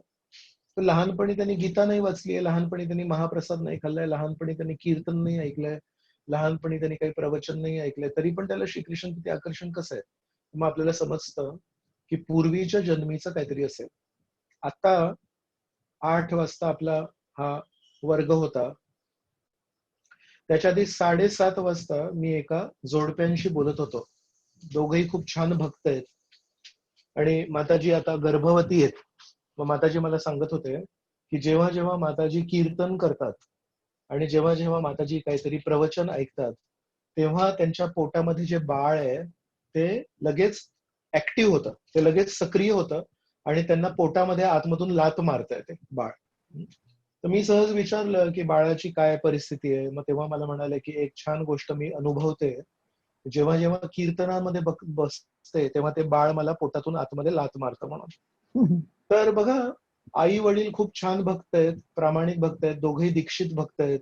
तर त्यांचं जे बाळ आहे आईच्या पोटामध्ये, ते कीर्तनामध्ये हा लात मारतंय. विचार करा आता, हे जेव्हा बाळ जन्म घेणार तेव्हा ते लहानपणापासून कुठल्या परिस्थितीमध्ये असेल, त्यांची चेतना काय असेल त्या बाळाची. अशा प्रकारे अनेक उदाहरणं आहेत आपल्याकडे. तर हे उदाहरण मी का दिलं? लॉ कॉलेजमध्ये आपल्या नंतर ज्यांनी ऍडमिशन घेतली आहे ते आपल्यापेक्षा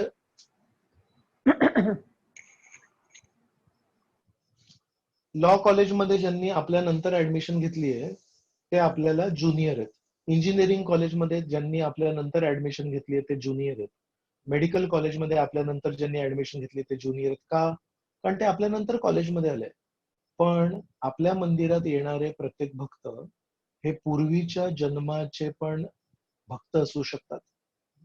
म्हणून जेव्हा आपण म्हणतो की हे भक्त ज्युनियर आहेत, हे भक्त कनिष्ठ आहेत, हे भक्त माझ्यापेक्षा लहान आहेत, हे म्हणणं थोडस कठीण आहे एका चांगल्या भक्ताला. का बरं? कारण त्या भक्तानी आपल्या या जीवनामध्ये आपल्या नंतर भक्तीमध्ये प्रवेश केलाय, पण आदल्या जन्मामध्ये त्यांनी परमेश्वराची काय सेवा केली आहे, त्याचं परमेश्वराशी काय नातं आहे हे आपल्याला माहिती नाही. म्हणून कधी कधी आपण बघतो आपल्या नंतर कोणीतरी भक्त मंदिरात आले असतील, पण ते बघता बघता बघता बघता बघता बघता बघता बघता बघता पुढे निघून गेले. त्यांची सेवेसाठी खूप एकनिष्ठता आहे, त्यांना साधनेसाठी भरपूर आसक्ती आहे, त्यांना एकमेकांशी बोलण्यामध्ये, वैष्णवांशी संबंध जोडण्यामध्ये खूप आनंद मिळतो. जी गोष्ट कदाचित आपण 4 वर्षात शिकलो नाहीये, ते आपल्या नंतर आलेले भक्त 4 महिन्यामध्ये शिकलेत. आणि ते बघून आपल्याला हे नाही वाटायला पाहिजे की हे जर माझ्या नंतर आले तर हे माझ्या पुढे कसे जाऊ शकतात. उलट आपण विचार करायला पाहिजे, कदाचित माझी भक्ती ही या जन्माची आहे, पण या भक्तांची भक्ती ही गेल्या जन्मापासून चालू असणार. तर म्हणून आपल्याला हा थोडा विचार करायला पाहिजे की कधीही कुठल्या भक्ताला तो मंदिरात कधी आला याच्यावरून आपण कधीही त्याची सिनियरिटी, त्याचं श्रेष्ठत्व कधी मोजू शकत नाही. कोणाची भक्ती गेल्या जन्मीपासून आहे, कोणाची भक्ती गेल्या 10 जन्मांपासून आहे, आणि कण मात्र राहिली असेल. आणि श्रीकृष्ण भगवद्गीतेमध्ये म्हणतात 8व्या अध्यायामध्ये, अंतकालेच मामेव स्मरण मुक्त्वा कलेवरम. म्हणतात ज्यांना ज्यांना शेवटच्या क्षणी माझी आठवण येईल ते मला प्राप्त करतील. कदाचित कोणी भक्त असू शकतात 90% त्यांनी भक्ती केली आणि 10% त्यांची भक्ती बाकी आहे, म्हणून त्यांना पुन्हा एकदा जन्म मिळालाय आणि आता आपल्या मंदिरामध्ये येत आहेत, पण त्यांची 90% भक्ती गेल्या जन्मी झालेली, आता केवळ 10% त्यांची भक्ती बाकी आहे. असे जे भक्त आपल्या मंदिरामध्ये आपल्या नंतर येतील, पण विचार करा तुम्ही, त्यांची वागणूक कशी असेल, त्यांची सेवा कशी असेल, त्यांची साधना कशी असेल. म्हणून वर्षांवरून आपण कधीच ठरवू शकत नाही की कोण सिनियर आहे आणि कोण ज्युनियर आहे, कोण श्रेष्ठ आहे आणि कोण कनिष्ठ आहे. आपल्याला नेहमी लक्षात पाहिजे, श्रीकृष्णांच्या नजरेमध्ये कोण श्रेष्ठ आहे आणि कोण कनिष्ठ आहे हे आपल्याला नाही माहिती. म्हणून आपल्यासाठी प्रत्येक भक्त हा आदरणीय आहे, आपल्यासाठी प्रत्येक भक्त हा सिनियर आहे. आपण कनिष्ठ आहोत की आपण गेल्या जन्मी परमेश्वराला प्राप्त नाही करू शकलो, म्हणून या जन्मी परमेश्वराने पुन्हा एकदा आपल्याला एक संधी दिली आहे, भक्तांचा संघ दिलाय, आपल्याला एक छान मंदिर दिलंय आणि आपल्याला साधना करण्यासाठी योग्य शरीर दिलंय, योग्य मन दिलंय, योग्य चेतना दिली आहे. आपण केवळ स्वतःची साधना, आपण केवळ स्वतःची प्रगती मोजू शकतो. आपण इतरांची प्रगती मोजण्यापासून कमीत कमी 700 मील दूर राहिलं पाहिजे. कोणाचं परमेश्वराप्रती काय समर्पण आहे आपल्याला नाही माहिती, आणि म्हणून दुसऱ्यांची प्रगती मोजमाप करण्यामध्ये खूप मोठा धोका आहे. आपण ज्याला वर्षांच्या अनुसार कनिष्ठ समजतोय, तो व्यक्ती चेतनेनुसार आपल्यापेक्षा जास्ती श्रेष्ठ असू शकतो. आणि आपल्यापेक्षा श्रेष्ठ व्यक्ती हे नेहमी नम्र असतील. वैष्णव धर्मामध्ये जो व्यक्ती जेवढा श्रेष्ठ असतो तो तेवढा नम्र असतो. विचार करा किती कठीण परिस्थिती आहे. आपल्यापेक्षा कोणी व्यक्ती श्रेष्ठ आहेत, पण ते वागणुकीमध्ये आपल्यापेक्षा नम्र आहेत, आणि ते आपल्यापेक्षा नम्र आहेत म्हणून आपल्याला असं वाटतं की ते आपल्यापेक्षा ज्युनियर आहेत. कारण या जगामध्ये जे कॉलेज आहेत त्याच्यामध्ये आपल्या नंतर ज्यांनी प्रवेश घेतलाय ते नेहमी आपल्यासमोर नम्र असतात, आणि आपल्यापेक्षा जे श्रेष्ठ लोक असतात त्यांच्यासमोर आपल्याला नम्र बनायला लागतं. पण वैष्णवतेमध्ये विरुद्ध होतं. वैष्णवतेमध्ये आपण जेवढे कनिष्ठ आहोत तेवढे आपण गर्विष्ठ असतो, आणि वैष्णव धर्मामध्ये आपण जेवढे श्रेष्ठ आहोत तेवढे आपण नम्र असतो.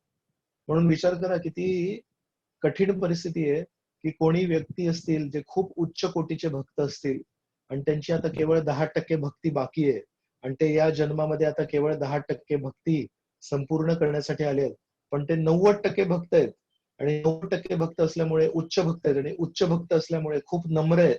आणि अशा नम्र भक्तांवर जर आपण जबरदस्ती केली, अशा नम्र भक्तांवर जर आपण अपराध केले, का ते नम्र आहेत, ते काही बोलत नाहीत, ते काही विरोध नाही करत, ते शांत बसतात. अशा प्रकारे श्रेष्ठ भक्तांवर जेव्हा आपण शोषण करू तेव्हा श्रीकृष्ण आपल्याला किती दूर पाठवतील भक्तीपासून आणि परमेश्वरापासून. म्हणून वैष्णवांसोबत वागताना आपण किती सावधान राहायला पाहिजे विचार करा. श्री चैतन्य महाप्रभू आपल्याला वारंवार सांगतायत, वैष्णव अपराध हा हाती मत अपराध आहे. हाती मत अपराध म्हणजे एका बागेत, आपल्या मंदिराची एक श्री कुमुदवन बाग आहे, त्या बागेमध्ये एक वेडा हत्ती जर प्रवेश केला आणि त्या वेड्या हत्तीने 10 मिनिटं केवळ तिथे फिरला त्या कुमुदवन बागेमध्ये, त्या बागेतल्या फुल झाडांची काय हालत होईल, त्या बागेतल्या तुळशीच्या झाडांची काय हालत होईल विचार. वेडा हत्ती आहे, पिसाळलेला हत्ती आहे. तर श्री चैतन्य महाप्रभू आपल्याला सांगतायत की वैष्णवांचा अपराध करणे हा भक्तीच्या बागेमध्ये एका वेड्या पिसाळलेल्या हत्तीला सोडण्यासमान आहे. त्या बागेला पूर्णपणे नष्ट करू शकतो तो. म्हणून ज्युनियर आणि सिनियर या गणितामध्ये जर आपण पडलो नाही, आणि जर आपण या गणितापासून खूप दूर राहिलो, तर आपली प्रगती होईल. आपल्याला सर्व वैष्णवांकडून एक एक गुण शिकायचा आहे. यांच्याकडून काय शिकायचं, यांच्याकडून काय शिकायचं. अशा प्रकारे योग्य चेतना जर आपण ठेवली तर आपण पुढे भक्तीमध्ये प्रगती करू शकतो. नाहीतर हे सिनियर आहेत आणि हे ज्युनियर आहेत, हे माझ्या नंतर आले, हे माझ्या आधी आले. खूप खूप डेंजरस आहे, खूप धोकादायक परिस्थिती आहे. कोणाचं काय नातं आहे माहिती नाही, म्हणून आपण सिनियर ज्युनियर मध्ये नाही पडायला पाहिजे, आणि नेहमी बघायला पाहिजे की या भक्तामध्ये काय चांगला गुण आहे जो मी शिकू शकतो. माझी प्रगती 61% अडकून पडली आहे 10 वर्षांपासून, त्या 61चे 62 पण होत नाहीयेत. तर माझे 61चे 62, 63, 64, 65, 70, 80, 90, 99, 100 करण्यासाठी मलाच वेळ कमी पडतोय. इतरांकडे बघून आपण थोडं दूर राहायला पाहिजे त्या गोष्टीपासून. हरे कृष्ण. हरे कृष्ण प्रभूजी. हरे कृष्ण. दंडवत प्रणाम. मी साष्टांग नमस्कार करते. मला असं विचारायचंय की संत एकनाथ हे नदीवर आंघोळीला रोज जात असत, आणि त्यावेळेला एका वितुष्ट माणसाने रोज पान खाऊन त्यांच्या अंगावर चुळा थुंकायचा. असं अनेक वेळा घडत असे. त्यावेळेला संत एकनाथ हे शांत बसायचे, म्हणजे काही त्याला प्रत्युत्तर द्यायचे नाही, प्रतिक्रिया दर्शवायची नाही. पुन्हा पुन्हा जायचे, पुन्हा पुन्हा आंघोळ करून यायचे ना, पुन्हा पुन्हा थुंकायचा. मग आता हे सगळं धैर्याचं कसं उदाहरण आहे म्हणायचं, शोषण की योग्य अयोग्य? बरोबर. तुमचा पहिली गोष्ट म्हणजे प्रश्न खूप योग्य आहे. हा. खूप छान प्रश्न विचारलाय तुम्ही. कारण जे आपण तत्व ऐकतोय त्या तत्वांना आपल्या दैनंदिन जीवनामध्ये उतरवण्याच्या याच्यामध्ये एक उत्सुकता दिसते मला. तर ही खरी गोष्ट जी आपल्याला शिकायची आहे. ऐकलं तर शबरी मातेचं उदाहरण, पण त्या शबरी मातेच्या उदाहरणाला मी माझ्या जीवनामध्ये कसं लागू करू हे शिकण्याची तुमची जी उत्सुकता आहे ती खूप योग्य आहे. हे खूप चांगली गोष्ट आहे. ओके, पहिली गोष्ट ती आहे. दुसरी गोष्ट की आपण संत एकनाथांबद्दल चर्चा करतोय, आणि आपण जर संत एकनाथ नसू तर मग आपल्याला माहिती पाहिजे की संत एकनाथांनी जो मार्ग दाखवलाय त्या मार्गाला मी प्रणाम करू शकतो, त्या मार्गाला मी माझा आदर्श म्हणून बघू शकतो. पण त्या मार्गावर जर मी आज आता प्रवचन संपल्यानंतर 2 मिनिटांनी चालण्याचा जर प्रयत्न केला तर हा माझं उद्धटपणा होऊ शकतो. श्रेष्ठ वैष्णव जे आहेत त्यांची चेतना वेगळी आहे. ते संत एकनाथ आहेत. संत एकनाथ त्यांच्या जीवनामध्ये काय काय केलंय हे तुम्हालाही माहिती आणि मलाही माहिती आणि इतरांनाही माहिती.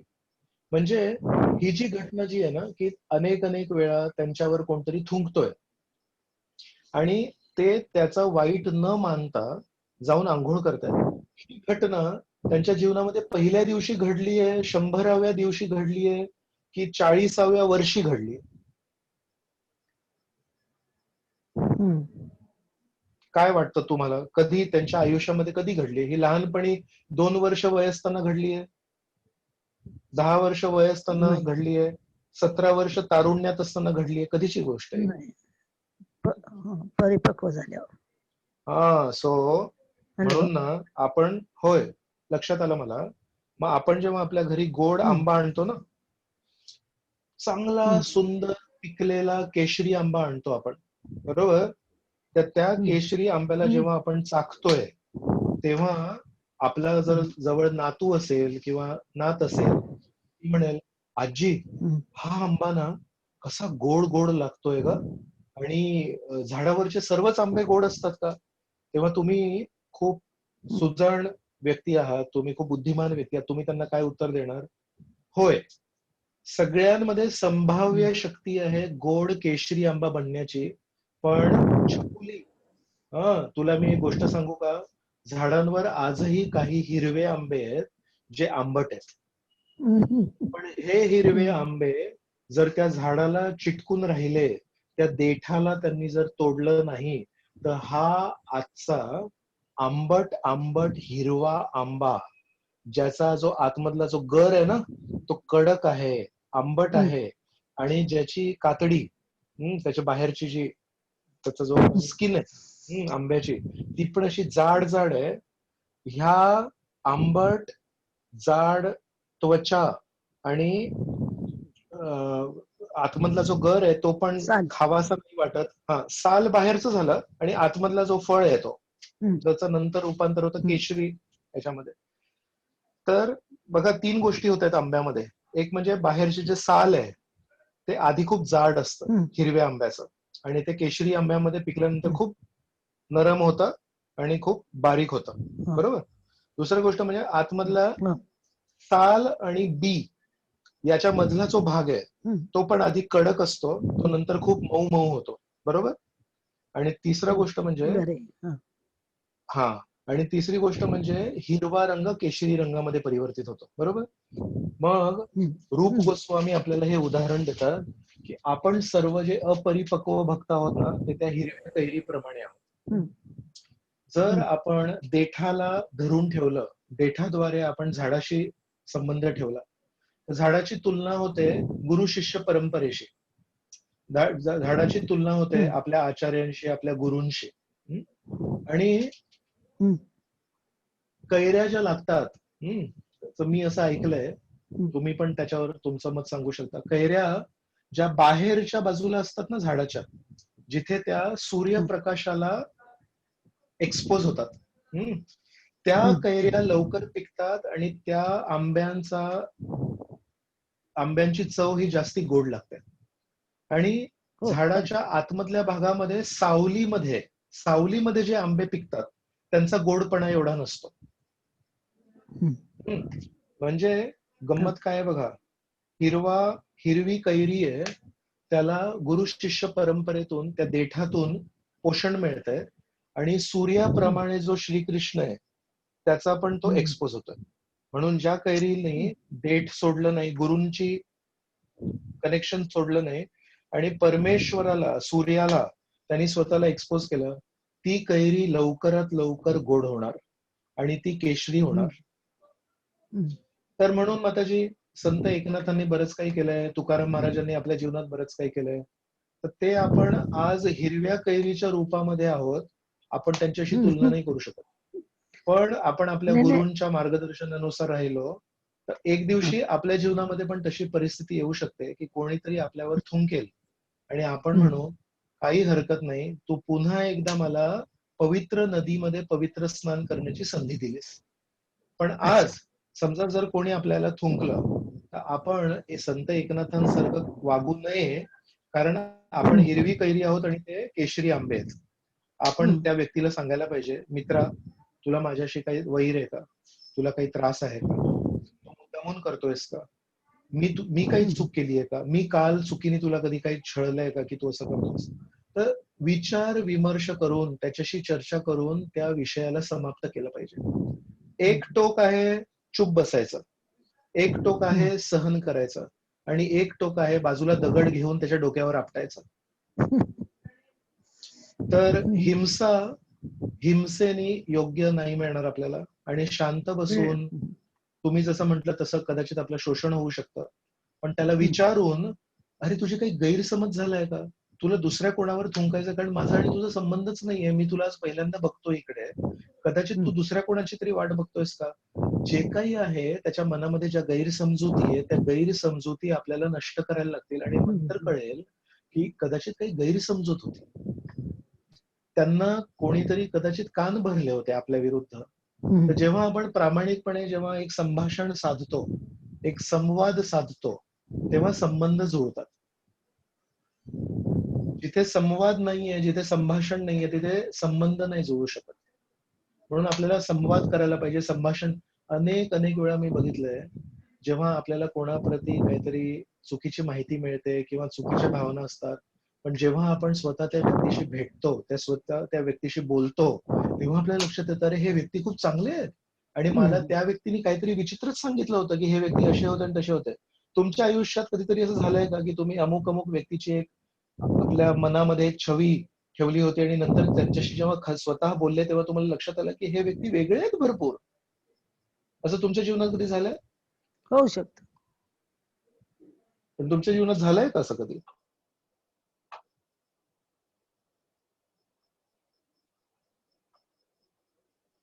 ठीक आहे, माझ्या जीवनात तरी अनेक वेळा झालंय. म्हणून मी नेहमी विचार करतो की बोलून मन मोकळेपणाने जे काही मनात काही दूषित विचार असतील ते समाप्त होतात आणि आपण पुढे काहीतरी जाऊ शकतो. आपली पण प्रगती होईल आणि त्या व्यक्तीची पण प्रगती होईल. धन्यवाद. हरे कृष्ण. इतर कोणाला काही प्रश्न आहे? हरे कृष्ण. हा, दीपाली माताजी. प्रभूजी अनाउन्समेंट होती. होय, आपण करू शकता अनाउन्समेंट. हरे कृष्ण. दंडवत. आताच प्रभूजींनी सांगितलं की प्रचार करण्यासाठी धैर्य अयोग्य आहे. तर आपण म्हणजे सत्संगासाठी फिजिकली जरी आपण अवेलेबल नसू तरी पण झूम द्वारे प्रभूजी आपल्याला संग देत आहेत, जवळजवळ आठवड्यातून 3 वेळा. आणि स्वतः हा सत्संग देतच आहेत, पण त्यासाठी इतर अनेक भक्तांना सुद्धा ते प्रेरणा देत आहेत. आणि त्याचा परिणाम म्हणून आपण बघतोच आहोत की बारामती वैष्णवी समिती किंवा बालगोपाल समिती याबद्दल ऍक्टिव्ह आहेत. तर प्रत्येक आठवड्याला जवळजवळ बारामती वैष्णवी समितीचा एक कार्यक्रम खास महिलांसाठी होत आहे. तर या गुरुवारी सुद्धा 11 जून रोजी 4 ते 5 या वेळात संधिनी शक्ती माताजी आपल्याला भारतीय संस्कृतीतील मातांचा गुणगौरव त्यांच्या लेक्चर मधून करणार आहेत. मातृत्वाचे महात्म्य असा त्यांचा विषय आहे. तर सर्व महिलांना विनंती आहे की सर्वांनी हा प्रोग्राम नक्की अटेंड करावा. आणि शुक्रवारी युवा वर्गासाठी म्हणजे 16+ या एज ग्रुपसाठी नित्यसुंदर प्रभूजी 5 ते 6:30 या वेळामध्ये गुरु आणि सत्संगाचे महत्व याबद्दल मार्गदर्शन करणार आहेत. ऑफिशियल ग्रुपवरती याचा मेसेज येईल. त्याचे झूम आयडी आणि डिटेल्स कळवले जातील.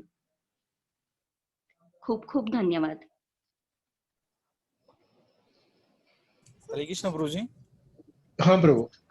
प्रभूजी एक प्रश्न विचारतात की प्रचारासाठी धैर्य अयोग्य, म्हणजे याचा अर्थ असा आहे की आपण, म्हणजे मी असं समजलं की आपण सदैव प्रचार केला पाहिजे, म्हणजे त्यासाठी वेळ नाही बघितली पाहिजे, म्हणजे जितका ज्या रे तारे कहो कृष्ण उपदेश, असा याचा अर्थ होतो. होय. योग्य विचारपूस करा, योग्य प्रशिक्षण मिळवा आणि नक्की गीतेतले 2 शब्द सांगायला पाहिजेत आपण सगळ्यांना. होय होय, तुम्ही म्हणताय ते बरोबर आहे. हा, मला एक प्रश्न विचारायचा होता यावर की हे जे आहे, पण त्यासाठी आपल्याला शुद्धता पाहिजे किंवा एक आपल्याला परिपक्वता आली पाहिजे, त्याची वाट नाही बघितली पाहिजे असं. होय. म्हणून प्रचार म्हणजे काय माहितीये प्रभू? प्रचार म्हणजे आपल्याला गुरुजनांनी जे सांगितलंय त्याला आपल्या समजुती अनुसार मांडणं. जे आपले श्रेष्ठ गुरुजनांनी आपल्याला सांगितलंय त्यांचे शब्द आपण तसेचे तसे जर रिपीट केले, प्रभुपादांनी काही शब्द जसे मांडले ते शब्द आपण मांडू शकतो का? विचार करा. प्रभुपादांनी ज्या उत्साहाने, प्रभुपादांनी ज्या विश्वासाने हे वारंवार सांगितलं, आपण शरीर नाहीये, आपण आत्मा आहे, त्याच विश्वासाने आपण बोलू शकतो का? मी शरीर नाहीये, मी आत्मा आहे. तेवढ्या उत्साहाने, तेवढ्या विश्वासाने, तेवढ्या दृढतेने आपण बोलू शकतो का? एवढी तर दृढता नाहीये, पण रिपीट करू शकतो. असं रिपीट करू शकतो, पण ती दृढता जर आपण दाखवली कृत्रिमपणे, म्हणजे काय झालं, आपण प्रभुपादांनी अनेक वर्ष त्यागाचं, समर्पणाचं जे जीवन जगलं, त्याच्यामुळे परमेश्वरांनी त्यांना तशी दृढता दिली आणि परमेश्वरांनी त्यांना तसा तो दृढ विश्वास दिलाय.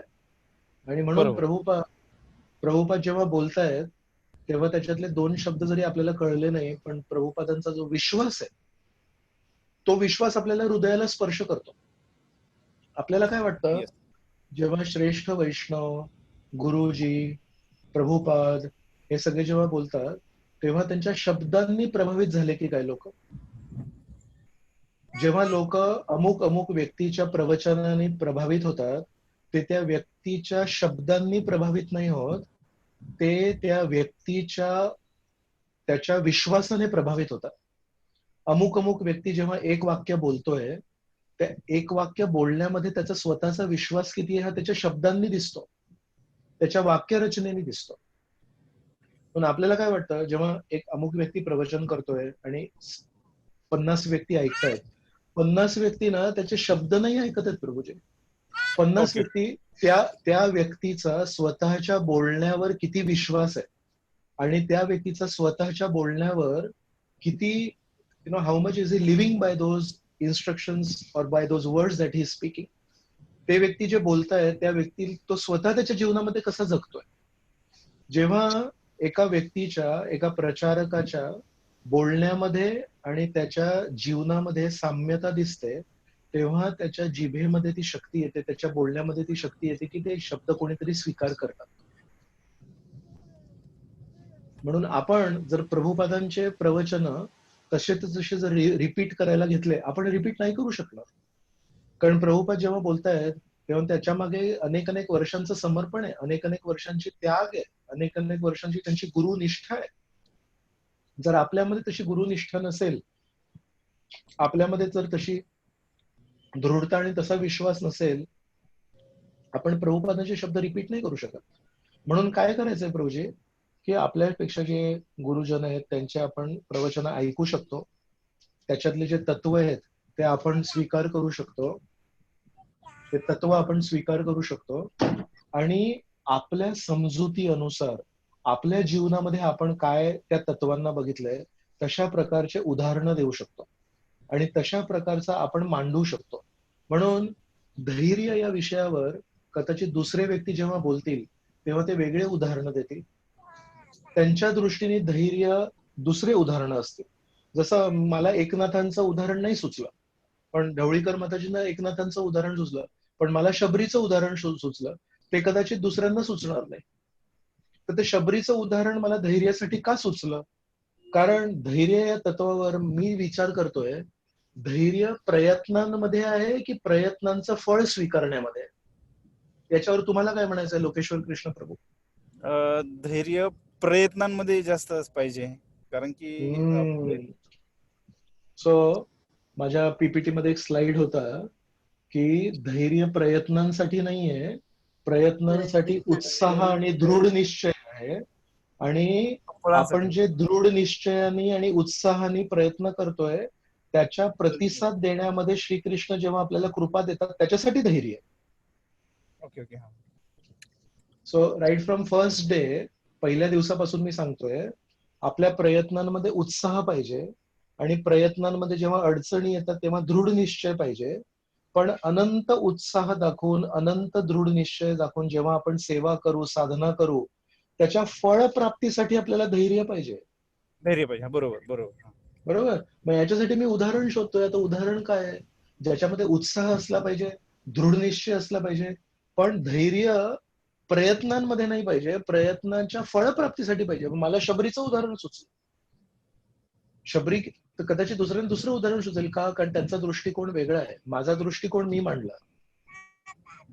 सो प्रचार म्हणजे काय माहितीये? प्रचार म्हणजे श्रीकृष्णांनी गीतेमध्ये जे सांगितलंय, प्रभू रामचंद्रांनी रामायणामध्ये जे सांगितलंय, महाभारतात जे सांगितलंय, भागवतामध्ये शुकदेव गोस्वामींनी जे सांगितलंय, पण आपल्या स्वतःच्या अनुभवानुसार आणि आपल्या स्वतःच्या समजुती अनुसार मांडणं, याला म्हणतात प्रचार.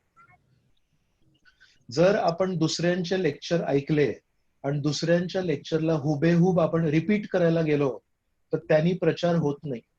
का माहितीये? कारण आपण ज्यांचं लेक्चर रिपीट करतोय त्यांची चेतना वेगळी आहे. आपण ज्यांचं लेक्चर रिपीट करतोय त्यांच्या वागणुकीमध्ये आणि त्यांच्या बोलण्यामध्ये साम्यता आहे. पण आपल्या वागणुकीमध्ये आणि आपल्या बोलण्यामध्ये जर ती साम्यता नसली तर आपल्या शब्दांमध्ये तो प्रभाव नाही होत आणि आपलं प्रवचन ऐकून कोणाला काहीच वाटत नाही. कारण आपल्या शब्दांना ऐकत नाहीयेत ना, आपल्या भावनांना आणि आपल्या बोलण्यामध्ये किती विश्वास आहे त्याला ऐकतात लोक. सो योग्य प्रचार काय माहितीये? तत्व तुम्ही श्रीकृष्णांचे घ्या, तत्व तुम्ही आचार्यांचे घ्या, पण उदाहरणं आणि मांडणी ही तुम्हाला स्वतःची वैयक्तिक करायला लागेल. आणि जेव्हा तुम्ही परमेश्वराचे तत्व आणि आचार्यांचे तत्व स्वतःच्या मांडणीप्रमाणे समोर ठेवता लोकांच्या, तेव्हा लोकांना दिसतं यांनी जे काही मांडलं ते त्यांच्या हिशोबाने, त्यांच्या जीवनामध्ये जे काही चाललंय त्याच्या हिशोबाने, त्याच्या प्रकारे मांडलं. त्यांनी जे काही मांडलं, त्यांनी गणित आहे ना, दुसरीमध्ये एका स्तरामध्ये शिकवतात, चौथीत मध्ये गेल्यावर तेच गणित दुसऱ्या स्तरावर शिकवतात, 10वी मध्ये तेच गणित अजून मोठ्या स्तरावर शिकवतात. आपल्याला समजायला पाहिजे मी दुसरीत आहे, मी चौथीत आहे की मी 10वीत आहे. जर मी चौथीत आहे तर मी चौथीमध्ये जे गणित शिकलोय ते आपण मांडायला पाहिजे. म्हणून लोक काय म्हणतात, त्यांनी गणित शिकवलं पण जो प्रचारक होता तो चौथीतला होता, तर चौथीतल्या प्रचारकांनी चौथीतलं गणित मांडलं, उत्कृष्ट मांडलं, पण ते चौथीतलं गणित होतं पण उत्कृष्ट मांडलं.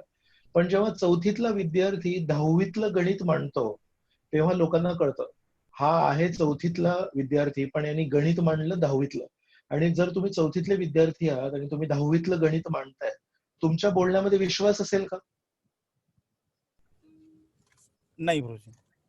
तुमच्या बोलण्यामध्ये तेवढा विश्वासच नाही, कारण तुम्ही ते अनुभवलं नाहीये ना. तुम्ही चौथीतच आहे, 6वी 7वी 8वी 9वी मध्ये बाकी आहे.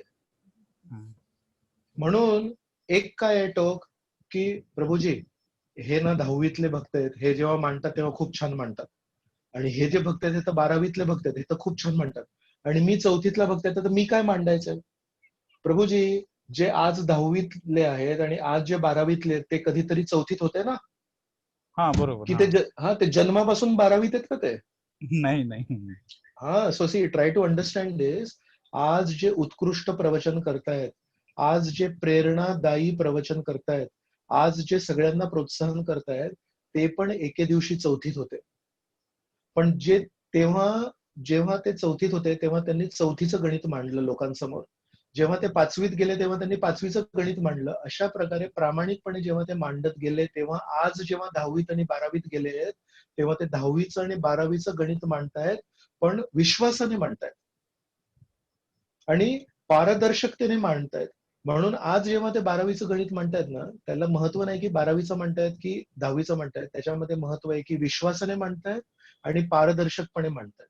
आणि उद्या जर आपल्याला ते स्तर जर गाठायचं असेल, तर आपल्याला 4थी पासून जेव्हा आपण सुरुवात करू, तेव्हा 12वी मध्ये जेव्हा पोहोचू, तेव्हा आपण गणित मांडायला शिकू. म्हणून एक टोक काय माहितीये, मी 4थीत आहे, पण मी 12वीतले जे गणित मांडतायत त्यांच्या अनुसार मी पण मांडणार. आणि त्या मांडण्यामध्ये ना प्रभूजी आपला विश्वास नसतो, आपले अनुभव नसतात आणि आपण तसं मांडूच शकत नाही. आणि आपण तसं जेव्हा दुसऱ्यांचं गणित मांडायला जातो ना, तेव्हा ते प्रभावी नाही ठरत. आणि दुसरं टोक आहे, मी तर 4थीत आहे, मी काय मांडायचं, म्हणून आता मी गप्प बसतो. अरे तुम्ही 4थीतले आहात, तुम्ही जे गणित मांडणार ते कदाचित दुसरे जे 10वीतले 9वीतले त्यांना आवडणार नाही, पण तुम्ही 4थीत आहात ना, तुमच्यापेक्षा खाली 3रीत, 2रीत, 1लीत जे भक्त लोक आहेत त्यांना किती आवडेल ते गणित, त्यांना तुम्ही मार्गदर्शन करा. तर तुम्ही जिथे कुठे आहात त्याच्या खाली कोणी ना कोणी नेहमीच असतं. भक्ती मार्गामध्ये एवढा छान मार्ग आहे हा, तुम्ही कुठेही असू दे.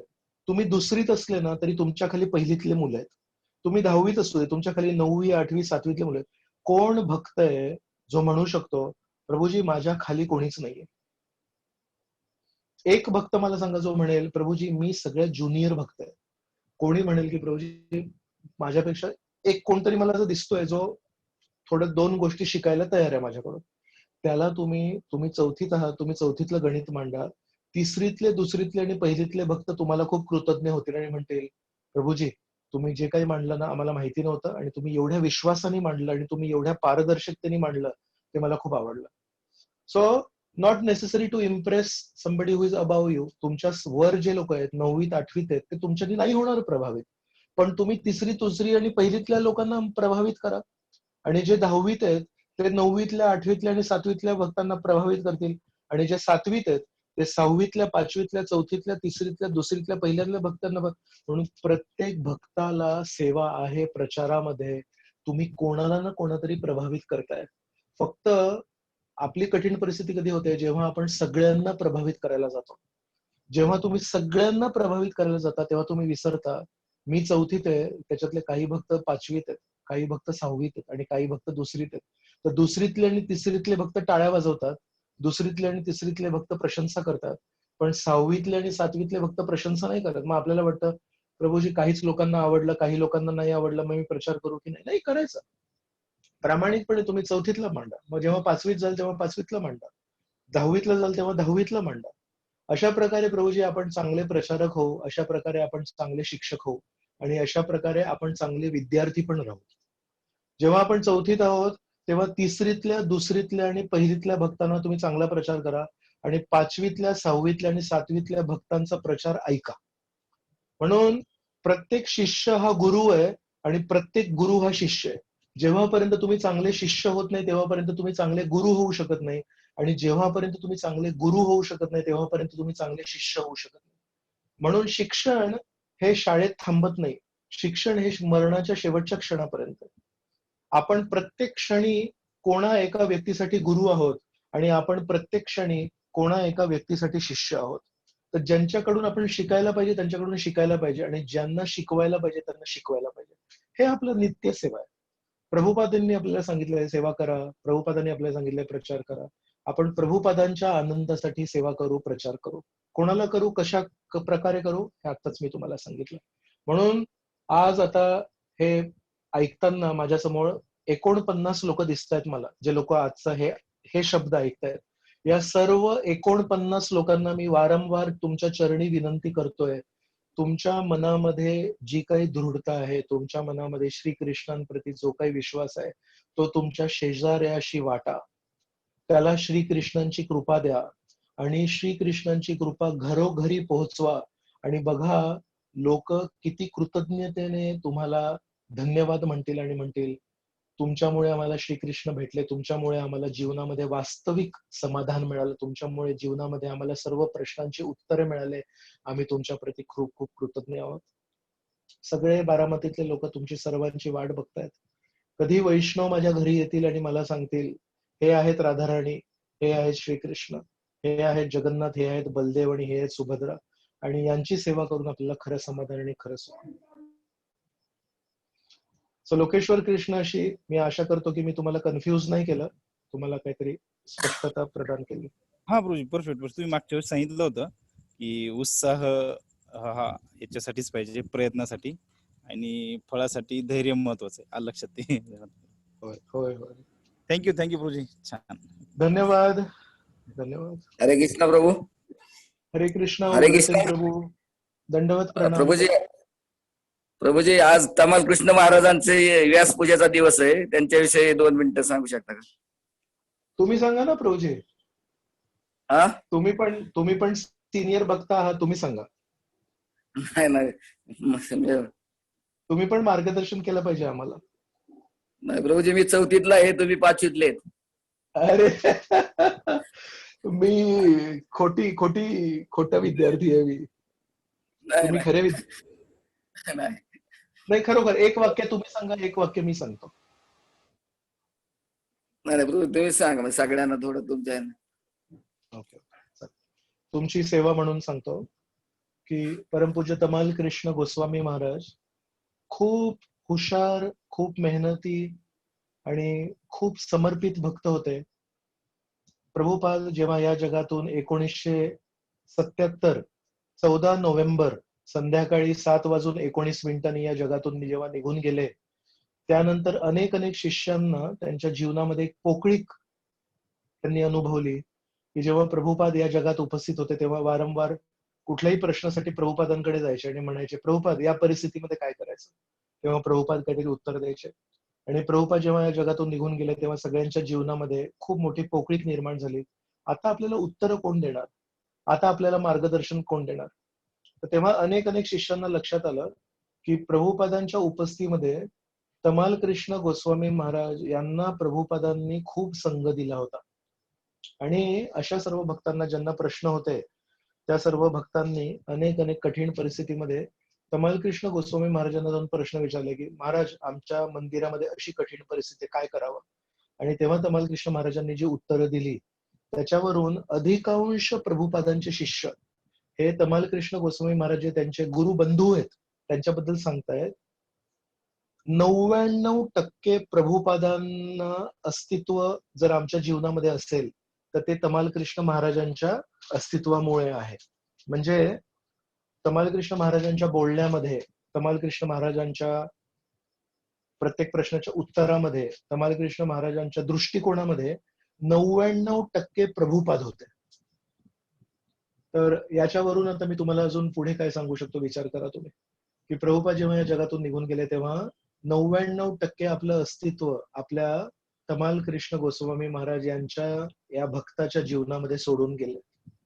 म्हणून त्यांनी प्रभुपादांसाठी अनेक सगळ्यात कठीण ज्या गोष्टी त्या केल्या. जेव्हा प्रभुपादांना काही एक अशक्य गोष्ट साध्य करायची होती तेव्हा त्यांनी म्हटलं, तमाल कृष्ण इथे या आणि ही गोष्ट साध्य करा.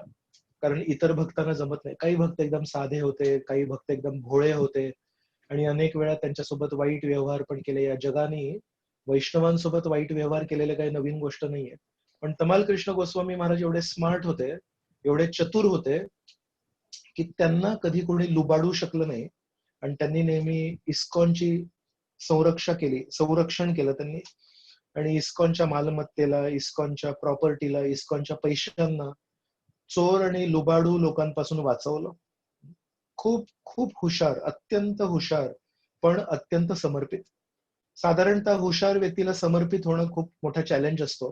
कारण आपणच जर हुशार असू तर आपण इतरांचं कसं काय ऐकणार?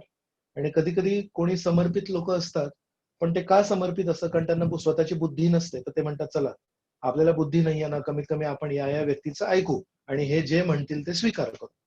पण एखादा व्यक्ती जेव्हा पूर्णपणे हुशार असतो आणि तो व्यक्ती जेव्हा पूर्णपणे समर्पित होतो, तेव्हा त्याची सेवा जी आहे ना, ती एका वेगळ्या स्तरावर जाते. तर तमाल कृष्ण महाराज असे एक खूप दुर्मिळ व्यक्ती होते, जे अत्यंत हुशार होते पण अत्यंत समर्पित होते.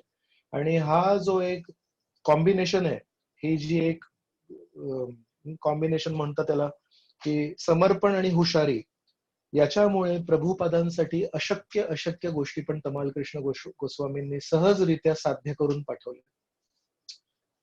तर असं हे तमाल कृष्ण गोस्वामी महाराज आहेत. खूप थोर आणि प्रभुपादांना खूप प्रिय त्यांचे भक्त आहेत. हरे कृष्ण. आजच्या या प्रवचनानंतर आपल्या ऑफिशियल ग्रुपवर मी त्यांचा एक फोटो टाकतो, कारण आपण त्यांच्याबद्दल चर्चा केली आहे. तर लोकांना त्यांचे दर्शन पण झाले, तर लोकांना थोडी आध्यात्मिक प्रगती मिळेल. तर त्यांचा फोटो मी ऑफिशियल ग्रुपवर टाकेन 2 मिनिटांनी.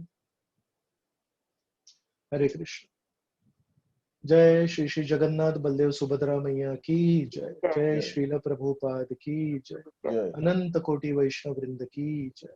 जय निताय गौर प्रेमानंदे. हरि हरि. हरे कृष्ण.